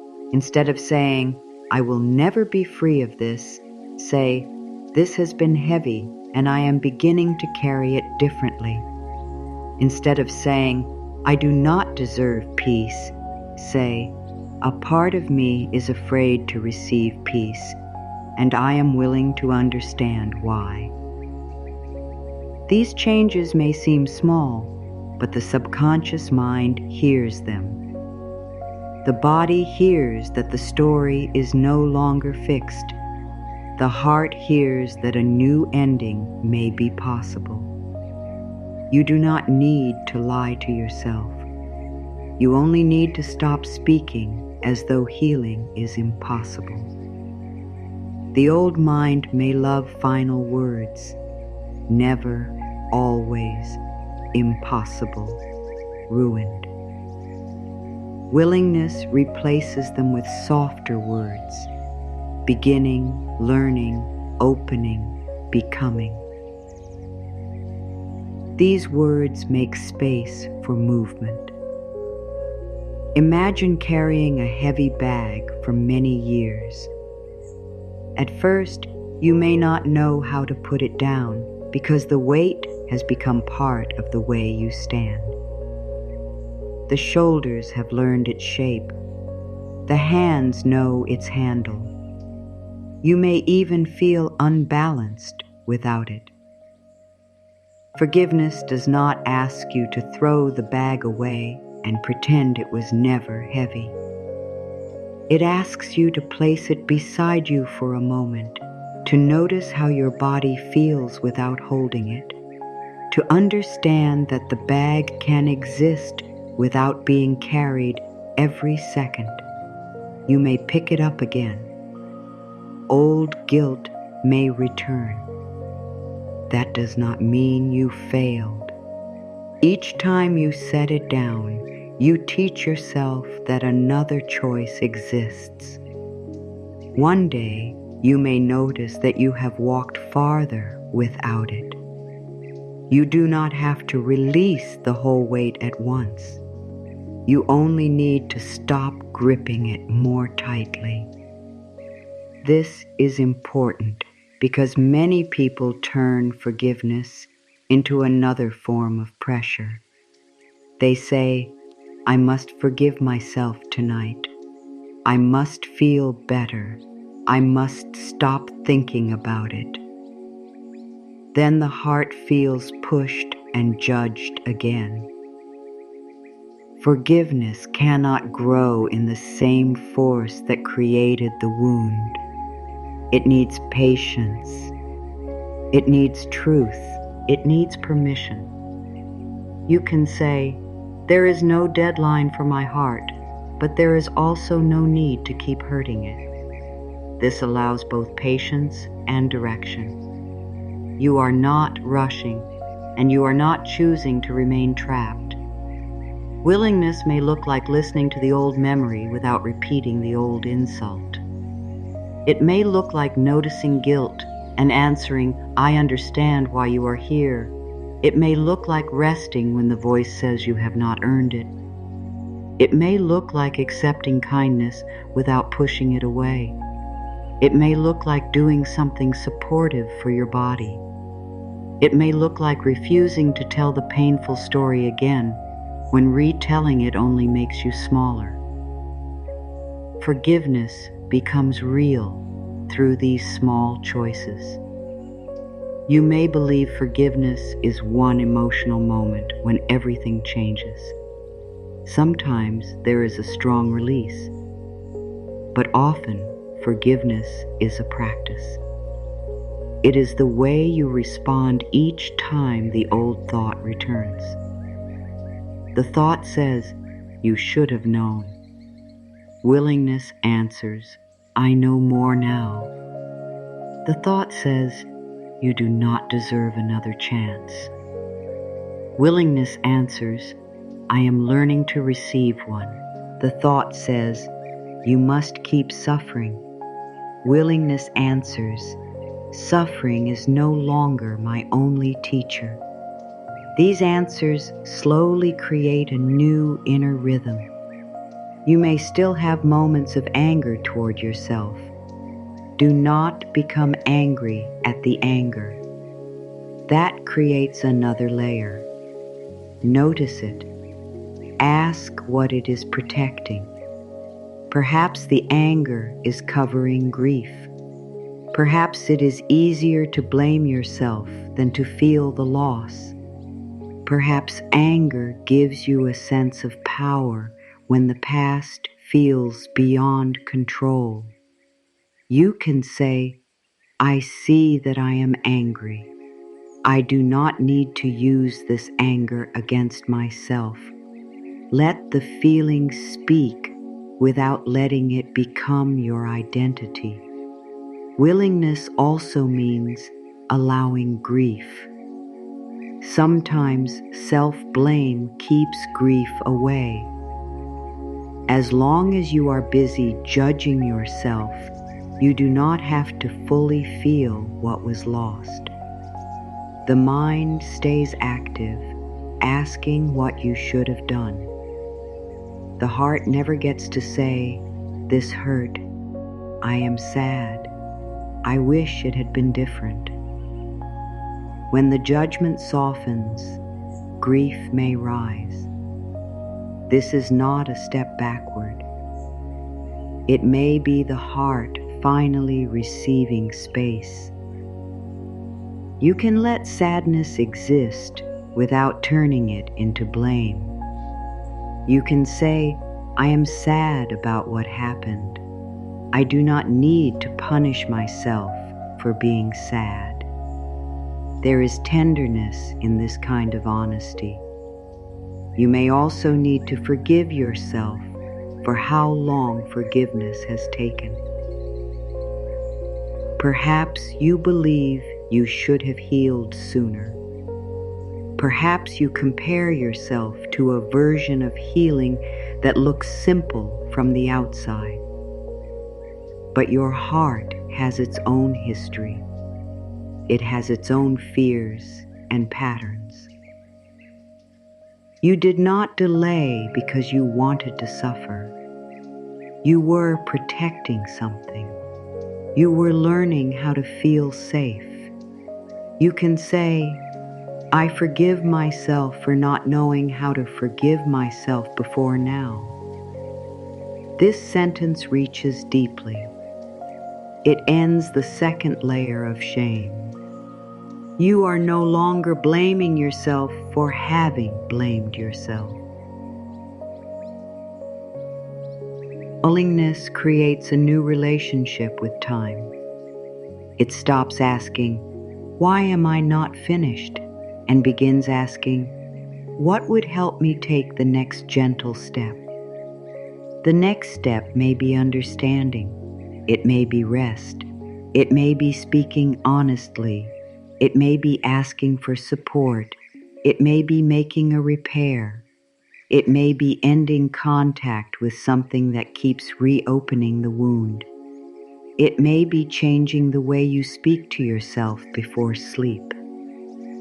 Forgiveness is not only a feeling, it is also a direction. You turn away from punishment and toward care. You turn away from hiding and toward truth. You turn away from the belief that you are broken and toward the knowledge that you are learning.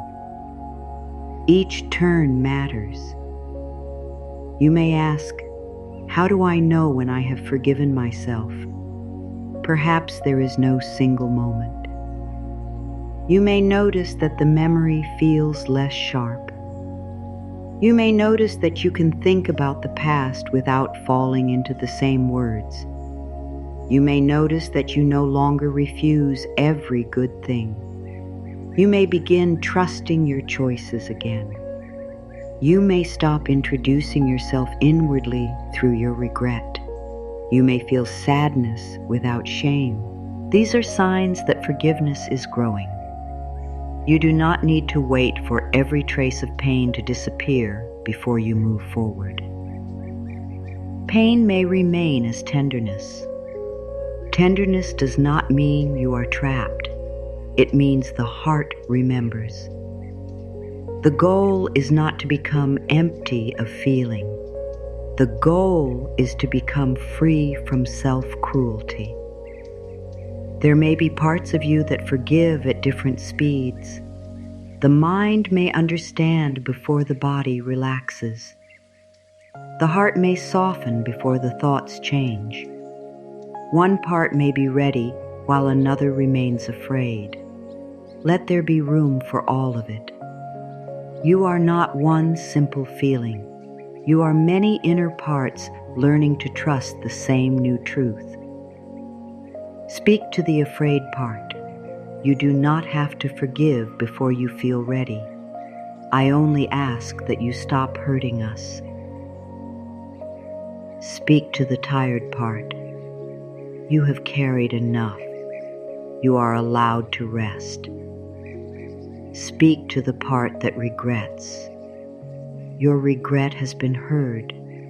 We will choose differently. Speak to the part that feels unworthy. Your worth did not disappear. This is how the inner world begins to come together. Forgiveness is not one part of you winning over another. It is all the parts being brought into a kinder home. Perhaps the strongest sentence you can say tonight is simply, I am willing. I am willing to stop attacking myself. I am willing to see the past with more understanding. I am willing to release one layer of guilt. I am willing to believe that the lesson can stay without the punishment. I am willing to let my body soften. I am willing to receive rest. I am willing to become someone who lives from wisdom instead of shame. You do not have to know exactly how these changes will happen. Willingness is enough to begin moving. The universe does not require a perfect heart before supporting you. Life continues to bring mornings, choices, breaths, ideas, and new possibilities. You are allowed to meet them without first proving that you have suffered enough. A closed heart says, nothing new can enter because the past is still here. A willing heart says, the past is here, and perhaps something new can enter beside it. Over time, the new becomes stronger. Compassion takes up more space. The inner voice becomes less cruel. The body learns that night does not have to mean another trial. You may feel the weight return tomorrow. Meet it again with willingness. Say, I know this feeling. I do not have to carry it in the old way. There is no failure in returning. Every return strengthens the path. You are not trying to erase history. You are changing the way history lives inside you. It no longer has to live as a judge. It can live as wisdom. It no longer has to live as a wound touched every night. It can become a quiet reminder to choose with love. The knot loosens a little each time you stop pulling it tighter. The hand opens a little each time you remind it that the weight can be placed down. The heart trusts a little more each time you refuse to abandon it. This is forgiveness in its earliest and most honest form. Not a forced declaration, not a perfect ending, a willingness to stop causing more pain. Let the sentence become simple and true. I may not be fully free yet, but I am no longer choosing the prison. You are turning toward the door. You are allowing light to enter. You are beginning to understand that freedom does not require you to forget. It only asks you to stop making the past your permanent home. Tonight, willingness is enough. It is enough to say, I am ready for another way. It is enough to let one harsh thought pass without following it. It is enough to offer the body one kind sentence. The full weight does not need to disappear at once. Let one part dissolve. Let one judgment become quieter. Let one place inside you feel less alone. Forgiveness has already begun the moment you stop asking pain to prove that you care. Tonight, you do not need to solve every part of your past. You do not need to find the perfect words for everything that happened. You do not need to understand every choice, every feeling, or every result. You only need to become honest about what still feels heavy and meet that weight with kindness. Begin by noticing what your mind keeps returning to. Do not pull the whole story apart. Do not search for every detail. Simply notice the part that still carries pain. Perhaps it is one choice. Perhaps it is one moment when you did not speak. Perhaps it is one time you stayed when something inside you wanted to leave. Perhaps it is something you said from fear, something you did not understand, or something you wish you could take back. Let the truth be simple. This still feels heavy. You do not have to call yourself weak because it is still there. You do not have to say you should be over it. You are only noticing what your heart has been carrying. There is great power in naming a feeling without turning it into, a judgment. You can say, I feel regret. You can say, I feel sadness. You can say, I feel guilt. You can say, I wish I had chosen differently. These sentences are honest. They do not say, I am terrible. They do not say, I deserve to suffer. They simply tell the truth about what is present. The feeling is not the whole of you. It is something moving through you. It may have stayed for a long time because it never felt safe enough to move. It may have remained because every time it appeared, you answered it with blame. Tonight, you can answer differently. Say inwardly, I see what still hurts. I am not turning away from it. I am also not going to attack myself because of it. Let that be the first part of release. Acknowledging without hurting. Now ask yourself what you were feeling at the time.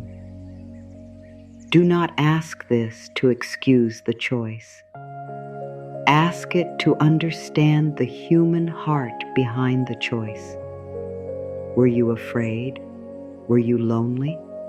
Were you tired? Were you trying to keep peace? Were you looking for love? Were you trying not to lose something? Were you acting from a belief that you did not deserve better? Perhaps you were hoping someone would change.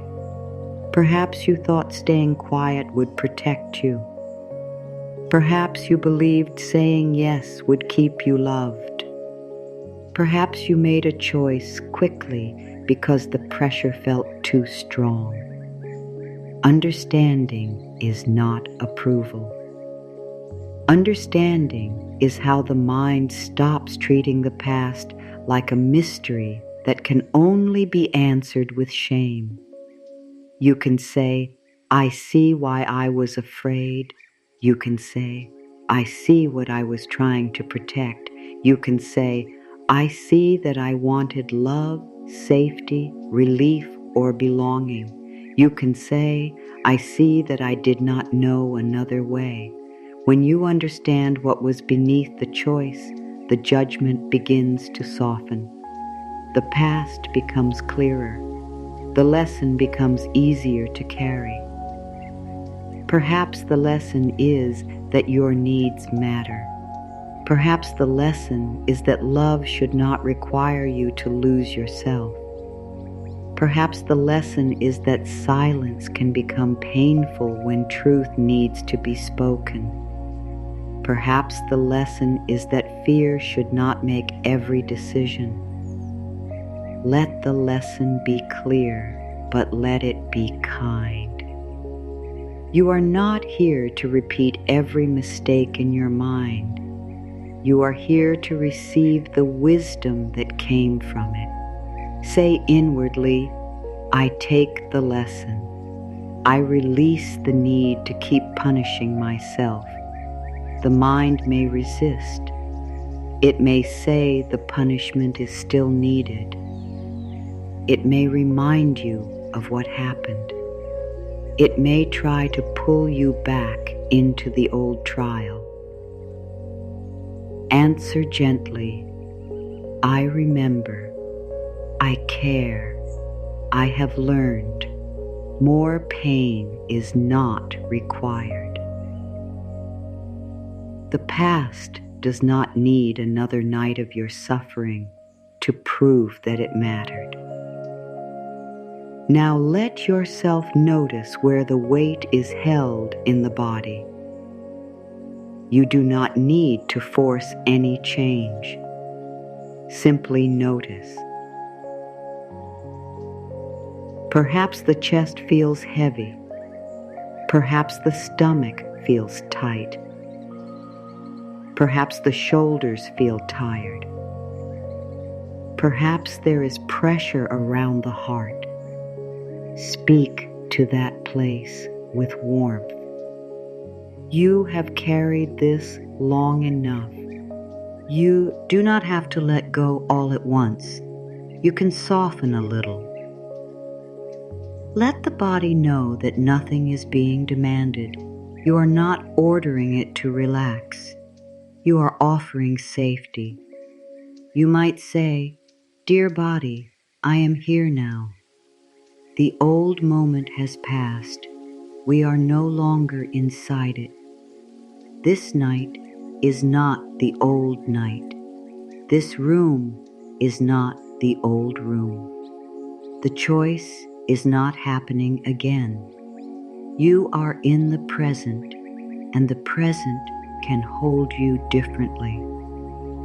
The mind may show you images from the past. Let them pass without entering every detail. You can say, I see the memory. I do not need to live inside it. The memory is not happening now. It is visiting. You do not need to invite it to take over the whole night. Bring your attention back to what is true in this moment. The surface beneath you is supporting you. The air is moving. Your body is here.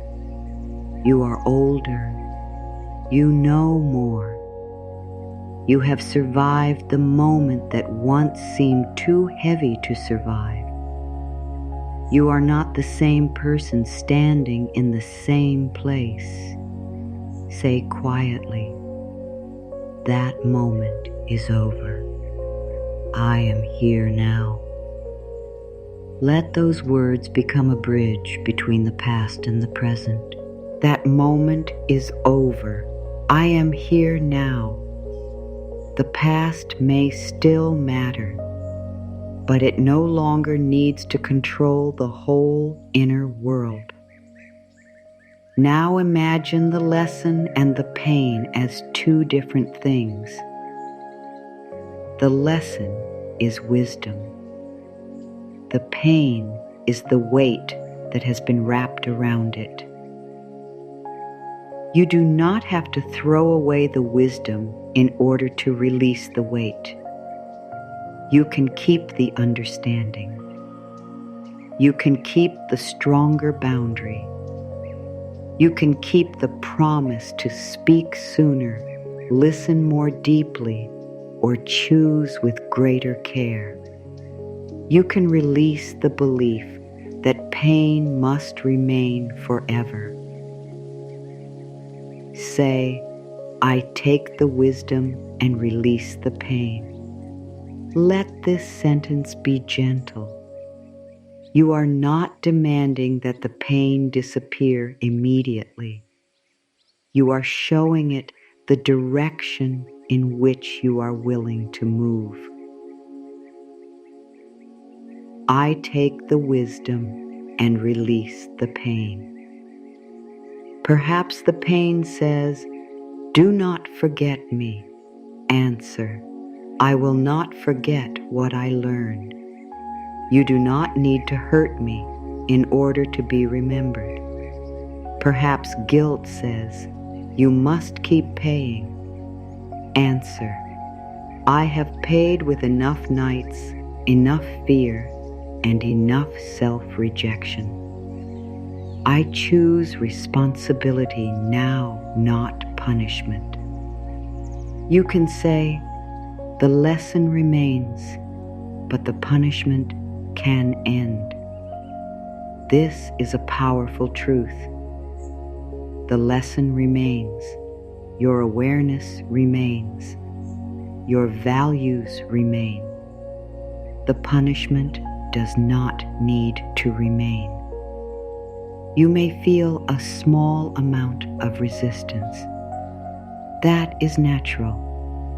The mind has practiced the old way for a long time. It may not trust the new way yet. Do not fight the resistance. Speak to it. I know you are afraid that I will repeat the past. I will listen more carefully now. I will protect what matters. You do not need to keep me trapped. You are becoming the safe guide that the past version of you needed. Now consider what you are ready to place down for tonight. Not forever. Not as a final promise. Just for tonight. Perhaps you are ready to put down the question, why did I do that? Perhaps you are ready to put down the sentence, I should have known. Perhaps you are ready to stop imagining the different ending. Perhaps you are ready to stop asking the past to become new. Say, I allow this night to hold what I am ready to put down. You do not have to carry everything into sleep. You can place one part of the weight beside you. The night can hold the unanswered questions. The night can hold the old words. The night can hold what you no longer have the strength to solve. You are not giving up. You are resting. You can say, I do not need to fix this tonight. There is deep relief in that sentence. You may have spent many nights trying to think your way into peace. Yet peace may come when you stop asking the mind to solve what the heart needs to feel. Let the heart feel what is true. Sadness can be true. Regret can be true. Love can be true. And your right to rest can also be true. You are allowed to hold more than one truth. You can say, I wish it had been different, and I am allowed to rest. You can say, I regret what happened, and I am still worthy of love. You can say, I made a choice from fear, and I can choose with love now. The word and creates space. It keeps you from becoming only one part of the story. Now turn toward the present self. The person who is listening now knows more than the person who made the choice. The present self has greater awareness, deeper feeling, and a different chance. Ask yourself, what would care look like tonight? Perhaps care means stopping the replay. Perhaps it means speaking kindly to the body. Perhaps it means allowing tiredness. Perhaps it means believing that one peaceful night does not erase responsibility. You can offer care without solving everything.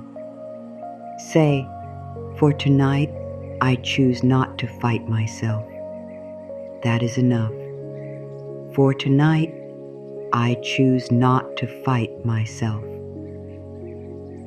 The mind may return to the old memory later. When it does, do not become disappointed. Simply repeat, I have already visited this tonight. I am allowed to rest now. You do not need to start the trial again. The old voice may ask one more question. Let it remain unanswered. Some questions lose their power when you stop feeding them. You are allowed to say, I do not know. You may not know why everything happened. You may not know what would have changed if you had chosen differently. You may not know what another person truly felt. Uncertainty does not have to become punishment. Say, I release the need to understand every detail before I can be free. This is another form of forgiveness. You stop making complete understanding the price of peace.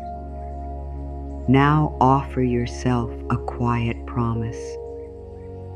I will use what I know now. That is the promise that matters. I will use what I know now. You cannot go backward and choose again, but you can bring your new awareness into tomorrow. You can speak sooner. You can listen to your body. You can slow down before saying yes. You can notice when fear is making the choice. This is how you honor the past without living inside it.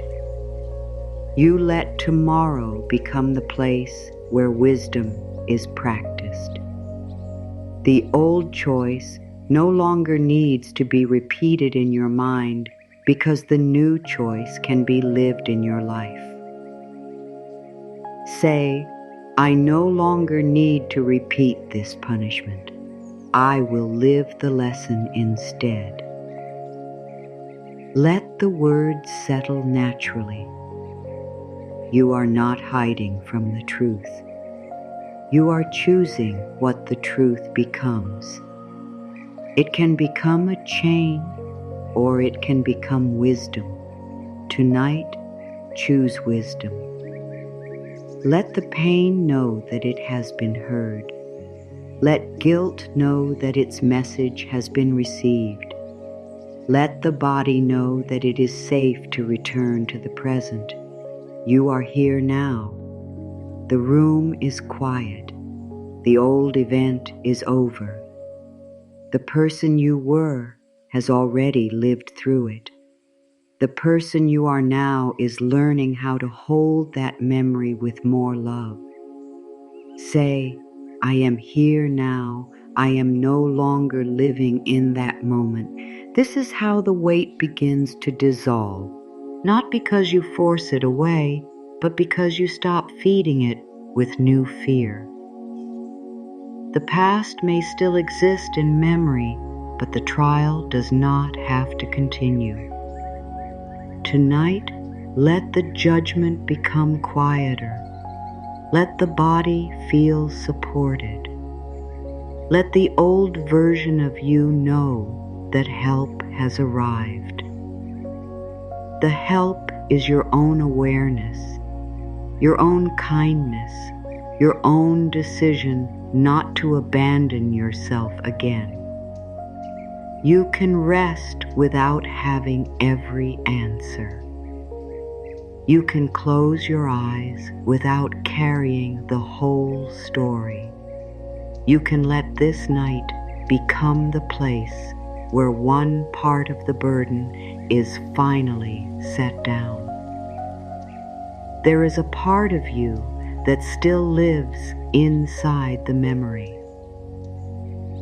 This part may still feel afraid. It may still be trying to understand what happened. It may still believe that it is about to be judged. Every time you return to the past with anger, this part of you feels abandoned again. It hears the present self say, "You should have known. You were weak. You made the wrong choice." But the past version of you did not need another person to turn against them. That version needed guidance, safety, and love. You can become that loving presence now. You do not need to create a perfect image of the past. You only need to remember that the person you were had feelings, needs, fears, and limits. Perhaps the past self was afraid of being alone. Perhaps that version of you had learned to accept less because less felt better than nothing. Perhaps you did not yet know that love could feel calm. You may look back now and wonder why you stayed. But the past self may not have believed leaving was possible. The future may have felt empty. The familiar pain may have felt safer than the unknown. You can say, "I see why you were afraid." This does not say the choice was right. It says the fear was real. I see why you were afraid. Let the past self hear what may never have been heard before. Perhaps that version of you was trying to make everyone happy. Perhaps you believed peace depended on your silence. Perhaps you had learned that love could be lost if you spoke your truth.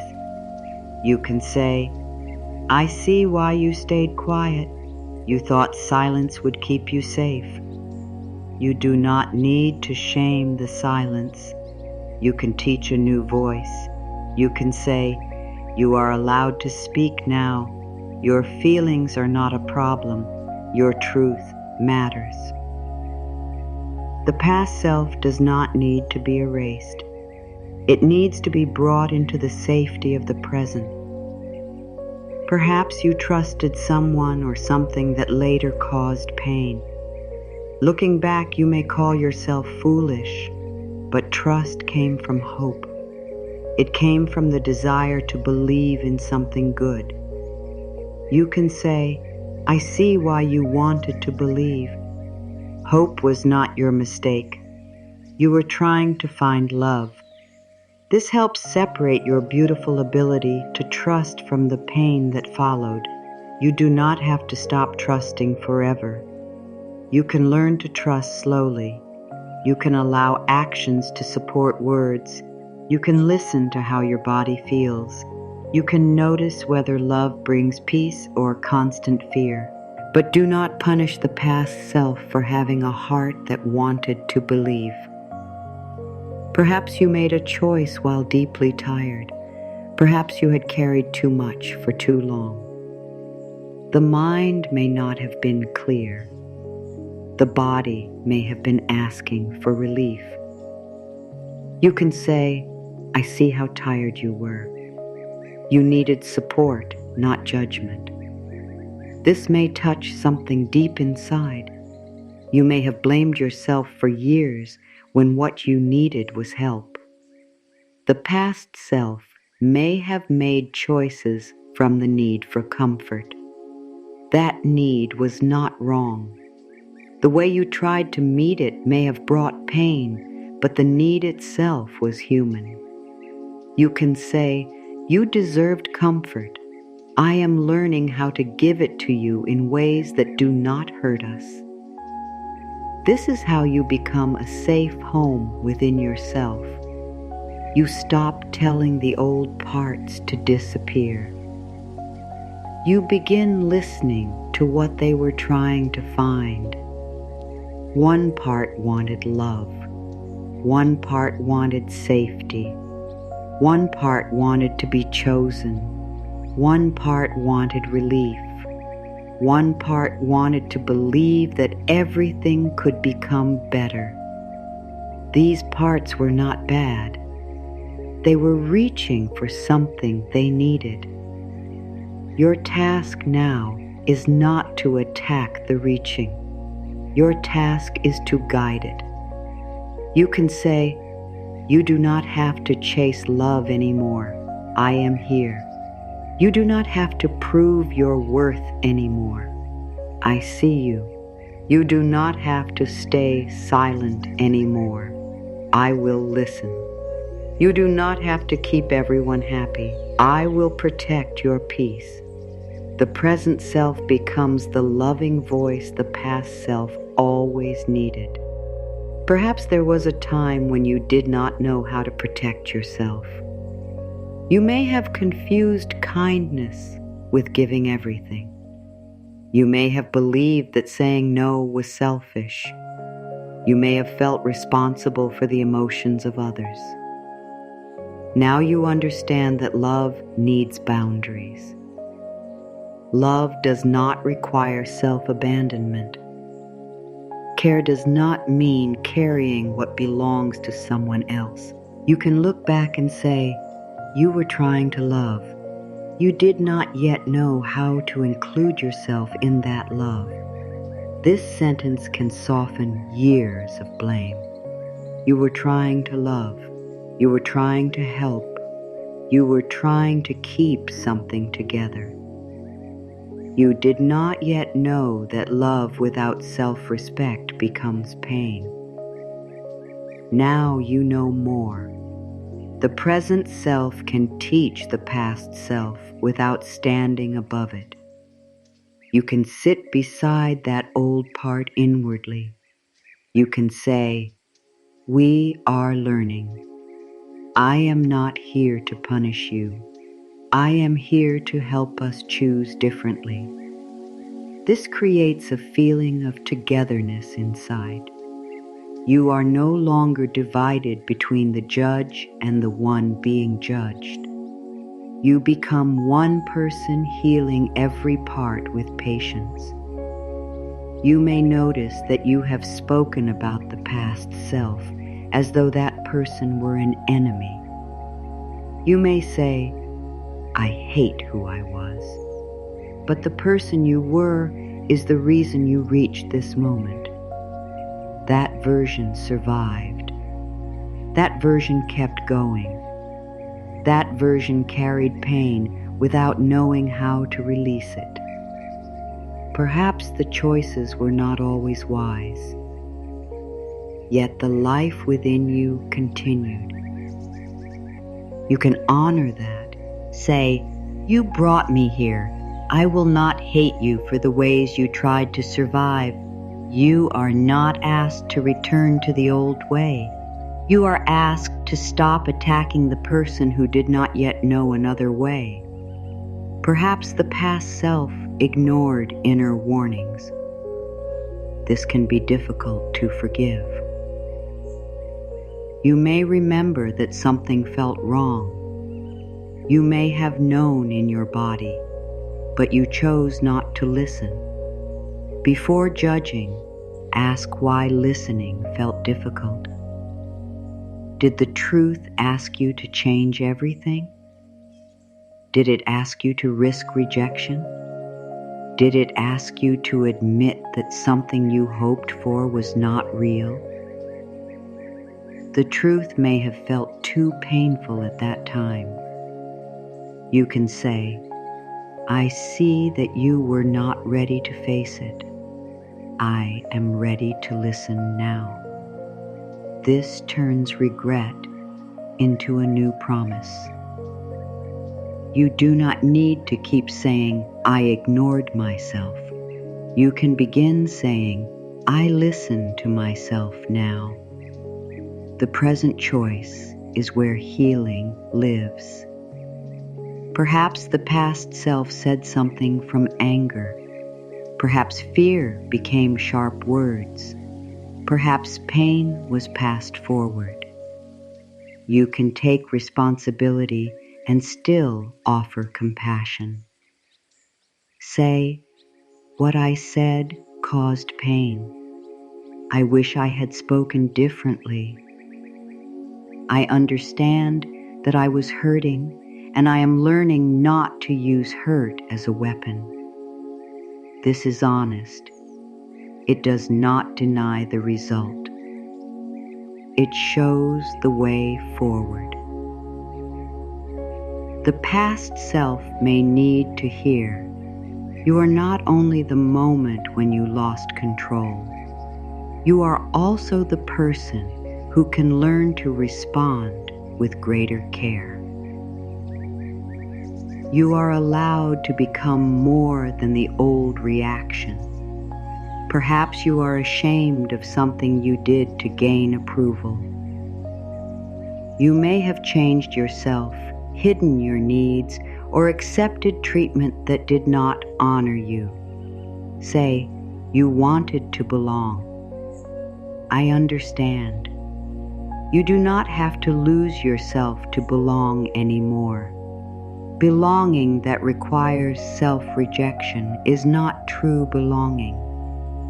The present self can learn this and offer a new kind of home. The safest place can begin inside. You can become someone who does not abandon yourself when another person turns away. You can remain near your own heart. You can listen to your needs. You can stay gentle when rejection appears. This is how you care for the past self in the present. Each new loving action reaches backward. Every boundary says to the past self, "Your safety matters now." Every honest word says, "Your voice matters now." Every time you rest without guilt, you say, Your body matters now. The past cannot be changed, but the old wound can receive a new message. The message is, I am not leaving you anymore. Think of how often you may have left yourself. You may have ignored your feelings to keep another person comfortable. You may have attacked yourself when you needed comfort. You may have refused support because you believed you should handle everything alone. Self-forgiveness means ending this inner abandonment. You can say, whatever I feel, I will not turn against myself. This does not mean every feeling guides the choice. It means every feeling is allowed to be heard. Fear can be heard without being obeyed. Anger can be heard without becoming harm. Sadness can be heard without becoming shame. The past self needed someone who could hold feelings in this way. You can become that person now. When an old memory returns, you do not need to say, "Why are you back?" You can say, "What do you need to hear?" Perhaps the memory needs to hear, "You were not alone even though you felt alone." Perhaps it needs to hear, "You deserved protection." Perhaps it needs to hear, "You did not need to be perfect to be loved." Perhaps it needs to hear, "You were allowed to leave." Perhaps it needs to hear, "You're no mattered." Let the answer come without force. The healing words may be simple. Simple words often reach the deepest places. I see you. I understand. I am here. You are safe with me now. I am not here to hurt you anymore. This final sentence may open a deep place. I am not here to hurt you anymore. For years, the present self may have used the past as a place to send anger. Now you are choosing another relationship. You can say, I forgive myself for not knowing then what I understand now. Say it with patience. I forgive myself for not knowing then what I understand now. You may not fully believe it at first. Let the words remain near. They do not need to force their way inside. You did not know how fear was shaping your choice. You did not know how deeply you were abandoning yourself. You did not know that peace could be trusted. You did not know that love could exist without struggle. Now you are learning. Growth would have no meaning if you had always known everything. The person you are today was built through the things you slowly came to understand. Do not use present wisdom to insult past innocence. The past self was not meant to know everything. That version was meant to learn, just as you are still learning now. You can hold the past with both truth and love. The truth says that choice was painful. Love says you are still worthy. The truth says you needed a boundary. Love says you were afraid. The truth says you must choose differently. Love says, I will help you. Together, truth and love create healing. Truth without love becomes punishment. Love without truth becomes avoidance. You need both. You can look back clearly and still keep your heart open. You can say, I see what happened.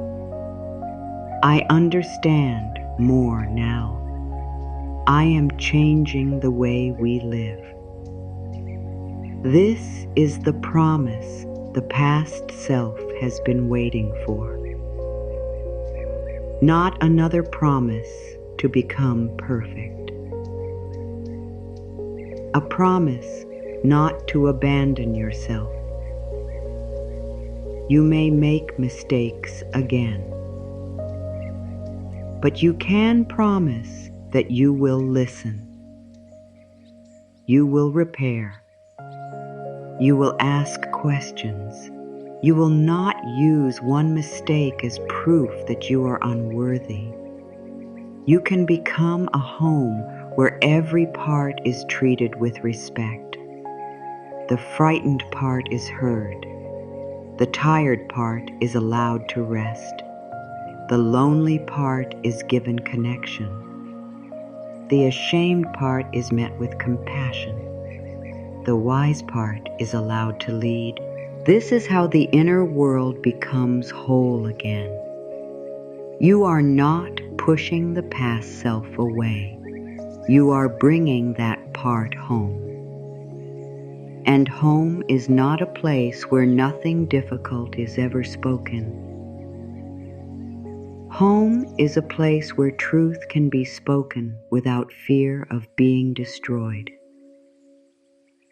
Let the past self hear. You may come home. You do not have to hide from me. The shame may soften. The body may release a small amount of tension. The heart may feel less divided. You do not need to love every choice. You can love the human being who was trying to find the way. You can guide that being into the present and say, "We know more now.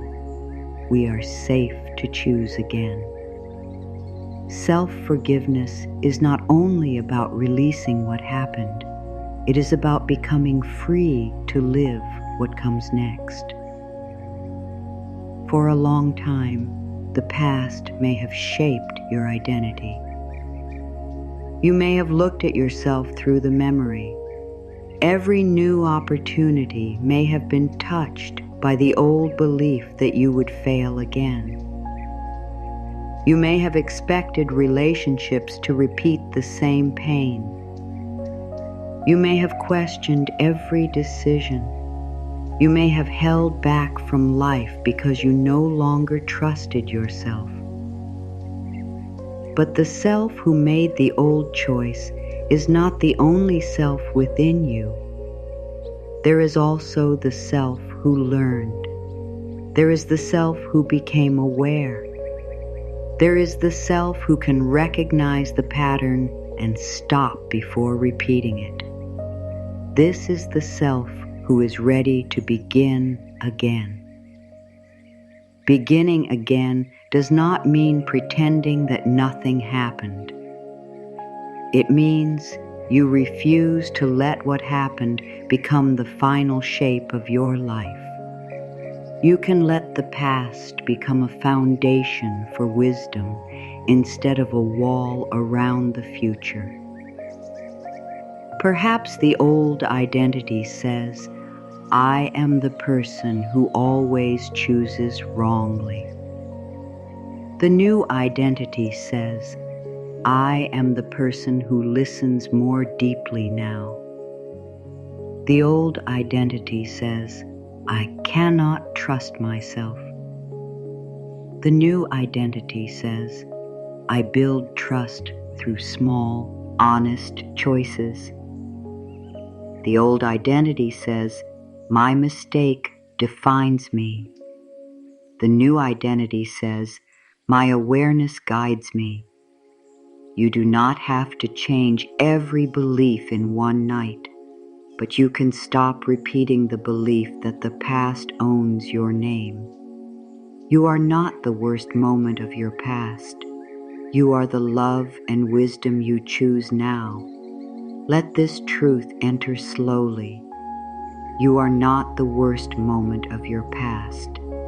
You are the love and wisdom you choose now. A moment can reveal where healing is needed. It cannot contain your whole being.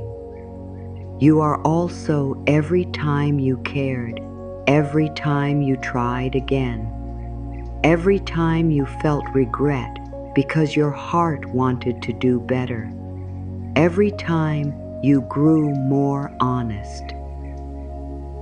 The painful choice is part of the story. It is not the entire book. You can turn the page without tearing out what came before. The old chapter remains, but it no longer has to be rewritten every day. The new chapter may begin with a simple choice. Perhaps you speak kindly to yourself when a mistake happens. Perhaps you take time before answering. Perhaps you ask, "What do I truly feel?" Perhaps you notice that fear is leading and decide not to act until you feel clearer. These small choices are how a new identity forms. You do not become new through one large promise. You become new through repeated actions that tell the subconscious mind, "We are living differently now." Each boundary becomes evidence. Each honest word becomes evidence. Each moment of rest becomes evidence that you no longer believe exhaustion proves worth. Each time you refuse to chase what hurts you, the mind learns that love no longer requires self-abandonment. The past may have taught you what happens when you leave yourself. The future can show you what happens when you stay. Stay with your truth. Stay with your body. Stay with your values. Stay with the part of you that knows peace is not too much to ask. You may still feel fear when choosing differently. This does not mean the new path is wrong.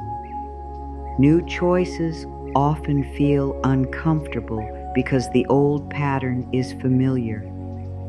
You may feel guilty for setting a boundary. You may feel uncertain when you stop explaining yourself. You may feel lonely when you no longer accept a connection that drains you. Let the discomfort be part of learning. You are not returning to the old pattern only because it feels familiar. You are allowing the new pattern enough time to become safe. Say, "It is safe for me to choose what honors me." This is part of beginning again. You are allowed to make choices that protect your peace. You are allowed to slow down. You are allowed to ask for time. You are allowed to say no without turning it into a long defense. The past may have shown you the cost of ignoring your inner voice. Let the present become the place where that voice is respected. Ask yourself, what would the wiser version of me choose now? Not the perfect version, the wiser version. Wisdom may say, wait. Wisdom may say, speak. Wisdom may say, rest. Wisdom may say, this is not for you. Wisdom may say, try again. You can trust that wisdom will become clearer as fear loses its control. You may fear that beginning again will bring another mistake. It might. New beginnings are not promises of perfect results. They are opportunities to live with greater awareness. You cannot protect yourself from every disappointment, but you can promise not to abandon yourself inside disappointment. You can say, "Whatever happens, I will remain on my own side." This is a powerful form of safety. You may not control whether someone stays. You can control whether you leave your own heart to keep them. You may not control every result. You can control whether you speak to yourself with love when the result is different from what you hoped. You may not know every right step. You can move slowly enough to hear yourself. This is how self-trust returns. Self-trust is not believing that you will never make another mistake. It is believing that if you do, you will respond with honesty and care. You will not hide. You will not deny. You will not attack yourself. You will listen, repair, learn, and continue. That is true trust. The old identity may still speak. It may say, "You will fail again." Answer: I may not do everything perfectly, but I will not meet myself with the old cruelty. The old identity may say, "You do not deserve love." Answer: I am learning to receive love that honors me. The old identity may say, "Nothing can change." Answer: I am already choosing differently. The outer world may not change immediately, but every new response is a change. You do not send the message you once would have sent. You do not say yes from fear. You do not stay silent when your truth needs a voice. You do not turn one hard moment into a reason to hate yourself. These are quiet signs that the new self is becoming real. You may be the only one who notices at first.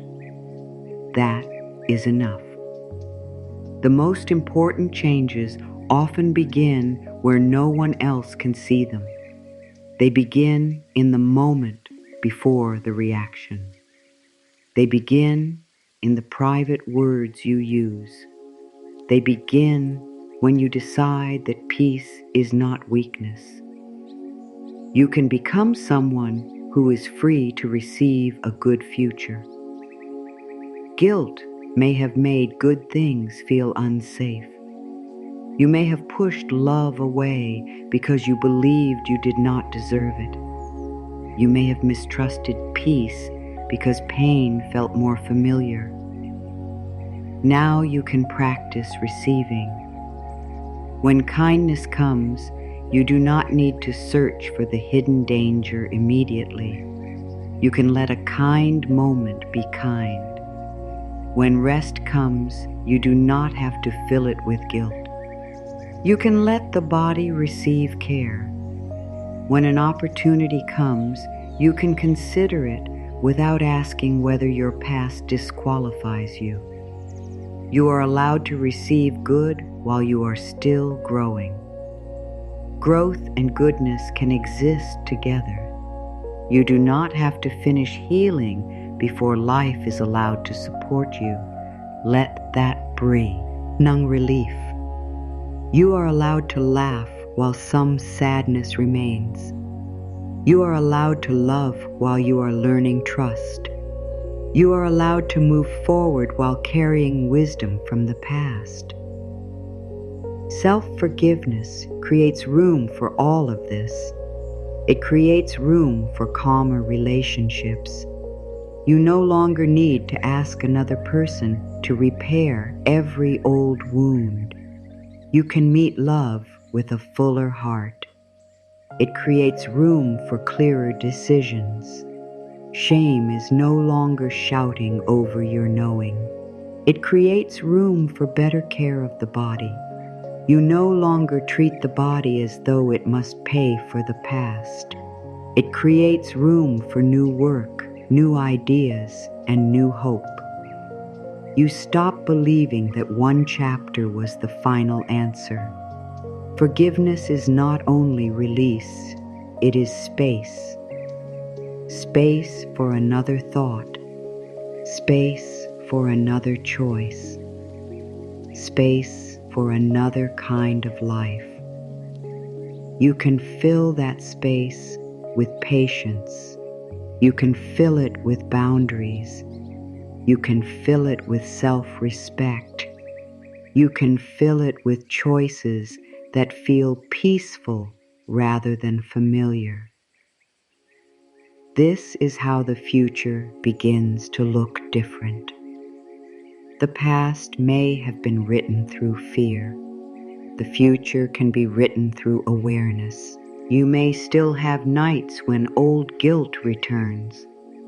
Do not call that failure. It is only an old visitor. You can say, I know you. You are the belief that I must suffer in order to be good. I do not believe that in the same way anymore.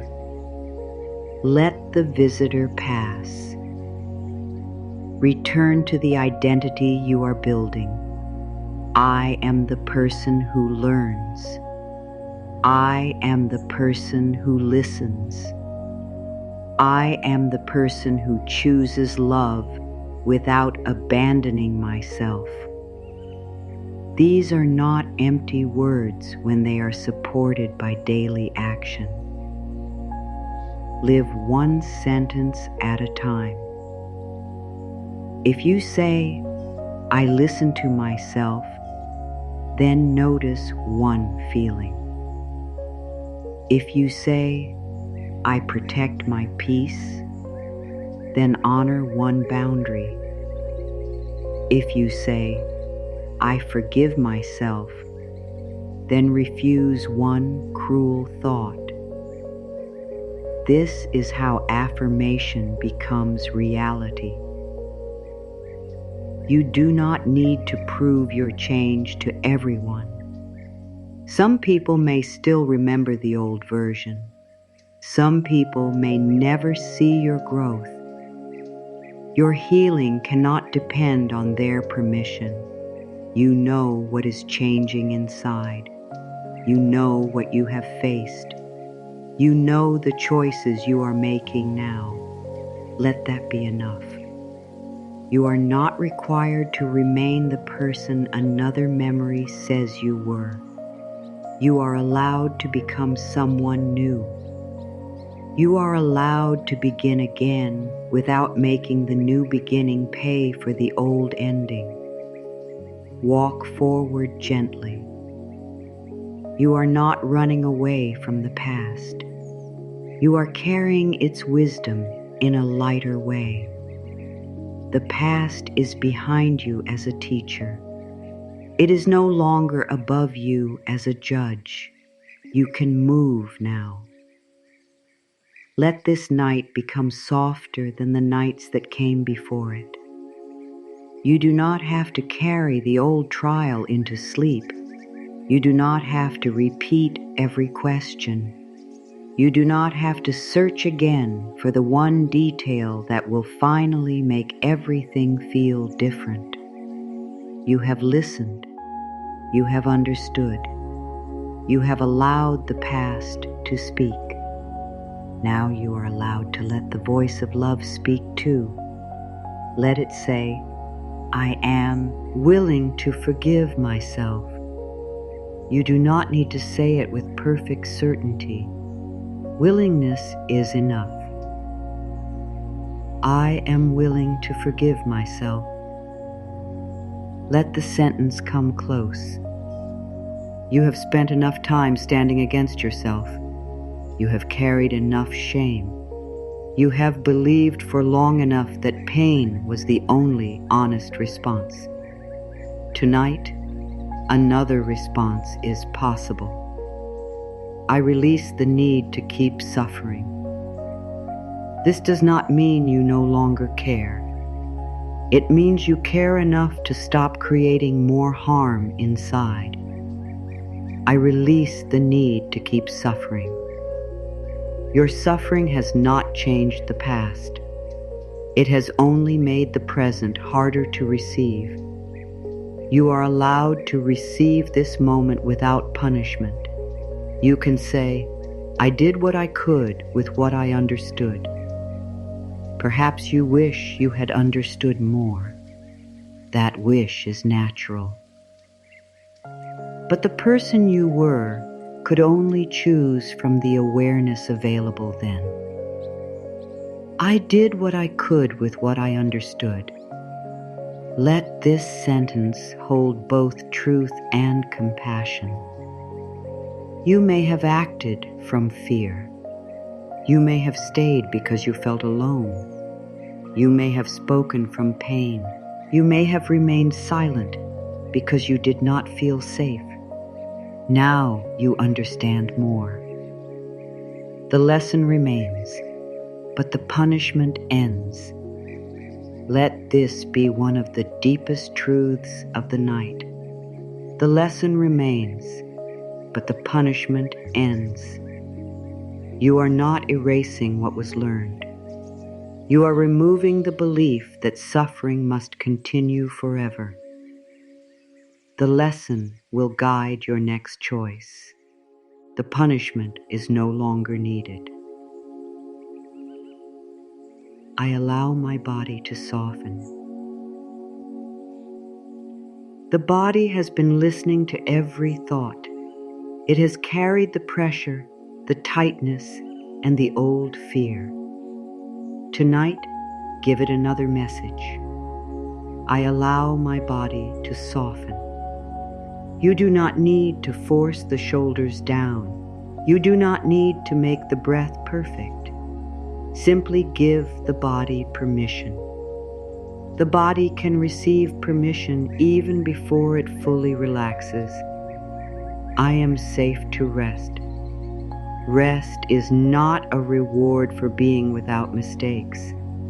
Rest is a need of every living body. I am safe to rest. You are not being careless by resting. You are not forgetting. You are allowing the mind and body to return to balance. Nothing needs to be solved in this moment. I am worthy of another beginning. The past may argue. Let the new voice remain steady. I am worthy of another beginning. Another beginning does not mean the old chapter did not matter. It means your life is larger than one chapter. You are allowed another chance to speak, choose, love, trust, and live with greater awareness. I choose to speak to myself with love. The words you use become the place you live. You no longer need to live inside the voice that attacks. I choose to speak to myself with love. Love can be honest. Love can say, that choice did not help. Love can say, we need a new boundary. Love can say, we must choose differently. Love does not need to say, you are unworthy. I release yesterday and return to this moment. The past has already taken place. The future is not here yet. This moment is the place where you can rest. I release yesterday and return to this moment. Perhaps yesterday returns in thought. Let it pass through. You do not need to follow. Return to the body. Return to the room. Return to the quiet truth that you are here now. Peace is allowed to find me tonight. You do not need to chase peace. You do not need to earn it. Peace is allowed to find me tonight. Let peace come in the form it can. Perhaps it comes as one less painful thought. Perhaps it comes as a small softening in the chest. Perhaps it comes as the feeling that you no longer need to keep explaining the past to yourself. Let the small peace count. You may have waited for a complete release, but healing may arrive quietly. It may arrive when you notice that the old memory no longer controls the whole body. It may arrive when you remember and still remain kind. It may arrive when you allow a good moment without asking whether you deserve it. These are true signs of change. You can say, I am more than what happened. The event is part of your history. It is not the full truth of your being. I am more than what happened. You are the heart that learned. You are the awareness that grew. You are the love that is returning. I am more than my regret. Regret can teach you, but it cannot name you. I am more than my regret. There is still creativity in you. There is still kindness. There is still the ability to give and receive love. I release the belief that I must stay wounded. The wound once needed your attention. It does not need your lifelong loyalty. I release the belief that I must stay wounded. You can honor the wound by caring for yourself. You do not honor it by reopening it every night. I forgive myself for being human. Human beings learn slowly. Human beings sometimes choose from fear. Human beings understand more after the moment has passed. I forgive myself for being human. You were never required to know everything before living. I forgive myself for not knowing then what I know now. Let these words meet the old version of you. I forgive myself for not knowing then what I know now. You are not saying that knowledge would not have mattered. You are saying it was not available in the same way then. Now you know. Now you can live it. I let my new choices speak for me. You do not need to keep proving regret through pain. I let my new choices speak for me. Let the way you live now become the answer. Let honesty speak. Let boundaries speak. Let kindness speak. Let the care you offer your body speak. Let your growth become the apology you carry forward. I am learning to trust myself again. Self-trust may return slowly. That is all right. I am learning to trust myself again. Each clear choice helps. Each time you listen to your inner voice, trust becomes stronger. Each time you stay on your own side during a difficult moment, the relationship with yourself changes. I will not abandon myself again. This does not mean you will never forget your needs. It means you are committed to returning when you notice. I will not abandon myself again. When fear comes, you will listen. When pain comes, you will stay. When a mistake happens, you will respond with honesty rather than cruelty. I allow love to replace punishment. You may have believed punishment was the only way to remain responsible. I allow love to replace punishment. Love will guide you more clearly. Love will help you face the truth without hiding. Love will help you repair what can be repaired and release what cannot be changed. I give myself permission to move forward. You do not need permission from the past. You do not need to wait until every memory is silent. I give myself permission to move forward. You can move while the heart is still tender. You can move while some questions remain. Movement does not mean forgetting. It means choosing life. I am allowed to receive good again. Perhaps good has felt dangerous or undeserved. I am allowed to receive good again. You are allowed to receive a peaceful night. You are allowed to receive support. You are allowed to receive love that does not ask you to become smaller. You are allowed to receive joy without guilt. I no longer use pain to prove that I care. Your care is already clear. I no longer use pain to prove that I care. You can care through the wisdom you carry. You can care through the way you treat yourself and others now. I choose peace without denying the past. Peace and truth can exist together. I choose peace without denying the past.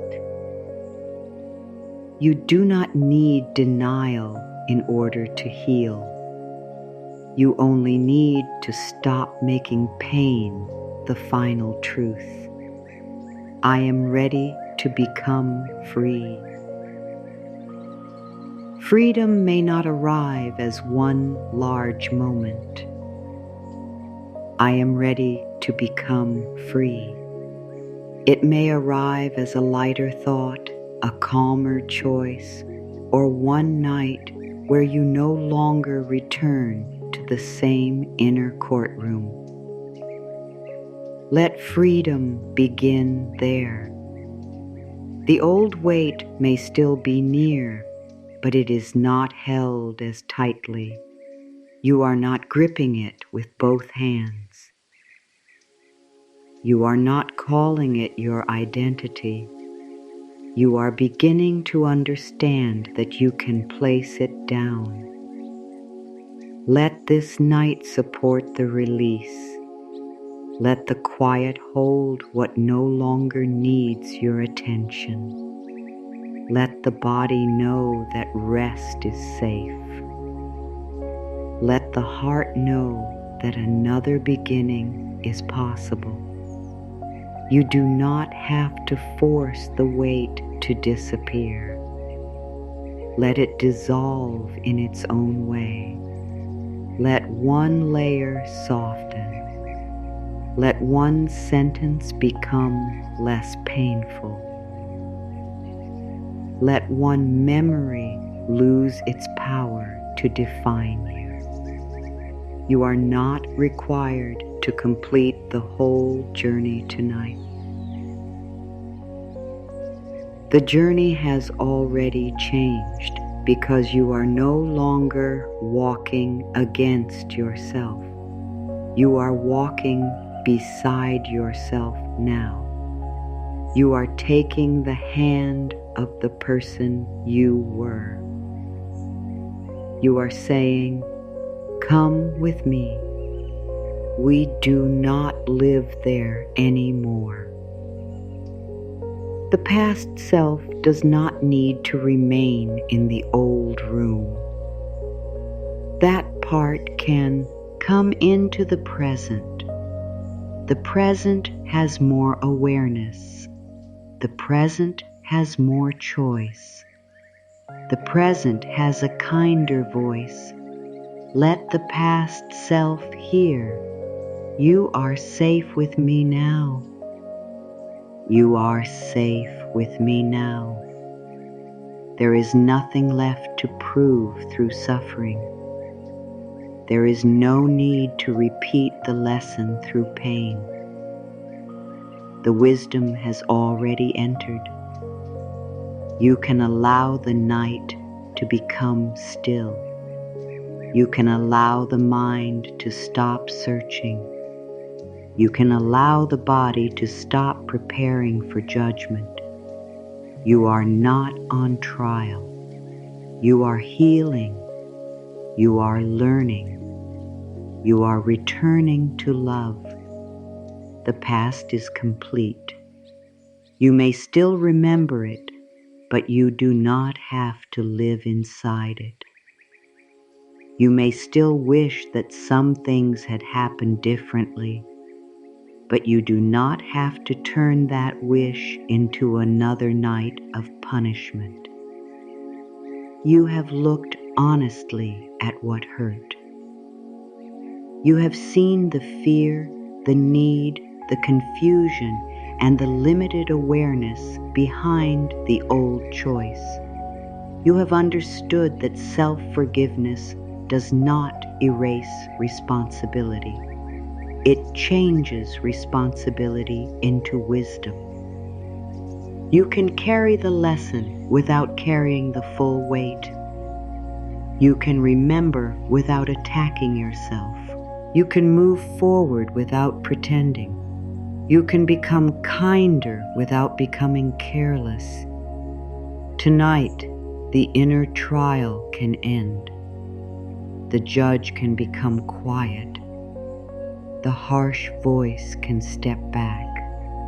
A new voice can speak. It can say, "I understand." It can say, "I am learning." It can say, "I will choose differently." It can say, "I am not leaving you."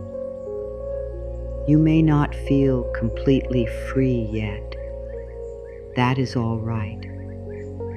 Freedom often begins as a small opening.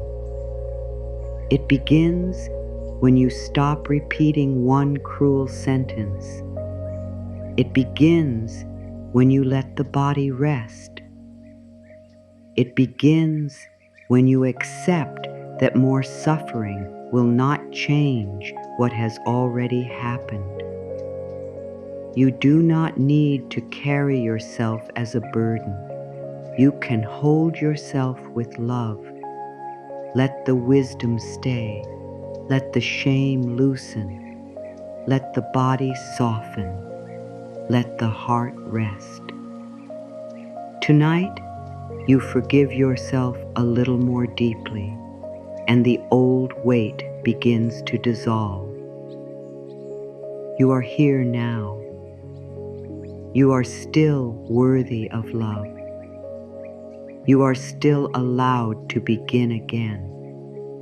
And tonight, you are no longer carrying yourself as a burden. You are holding yourself with love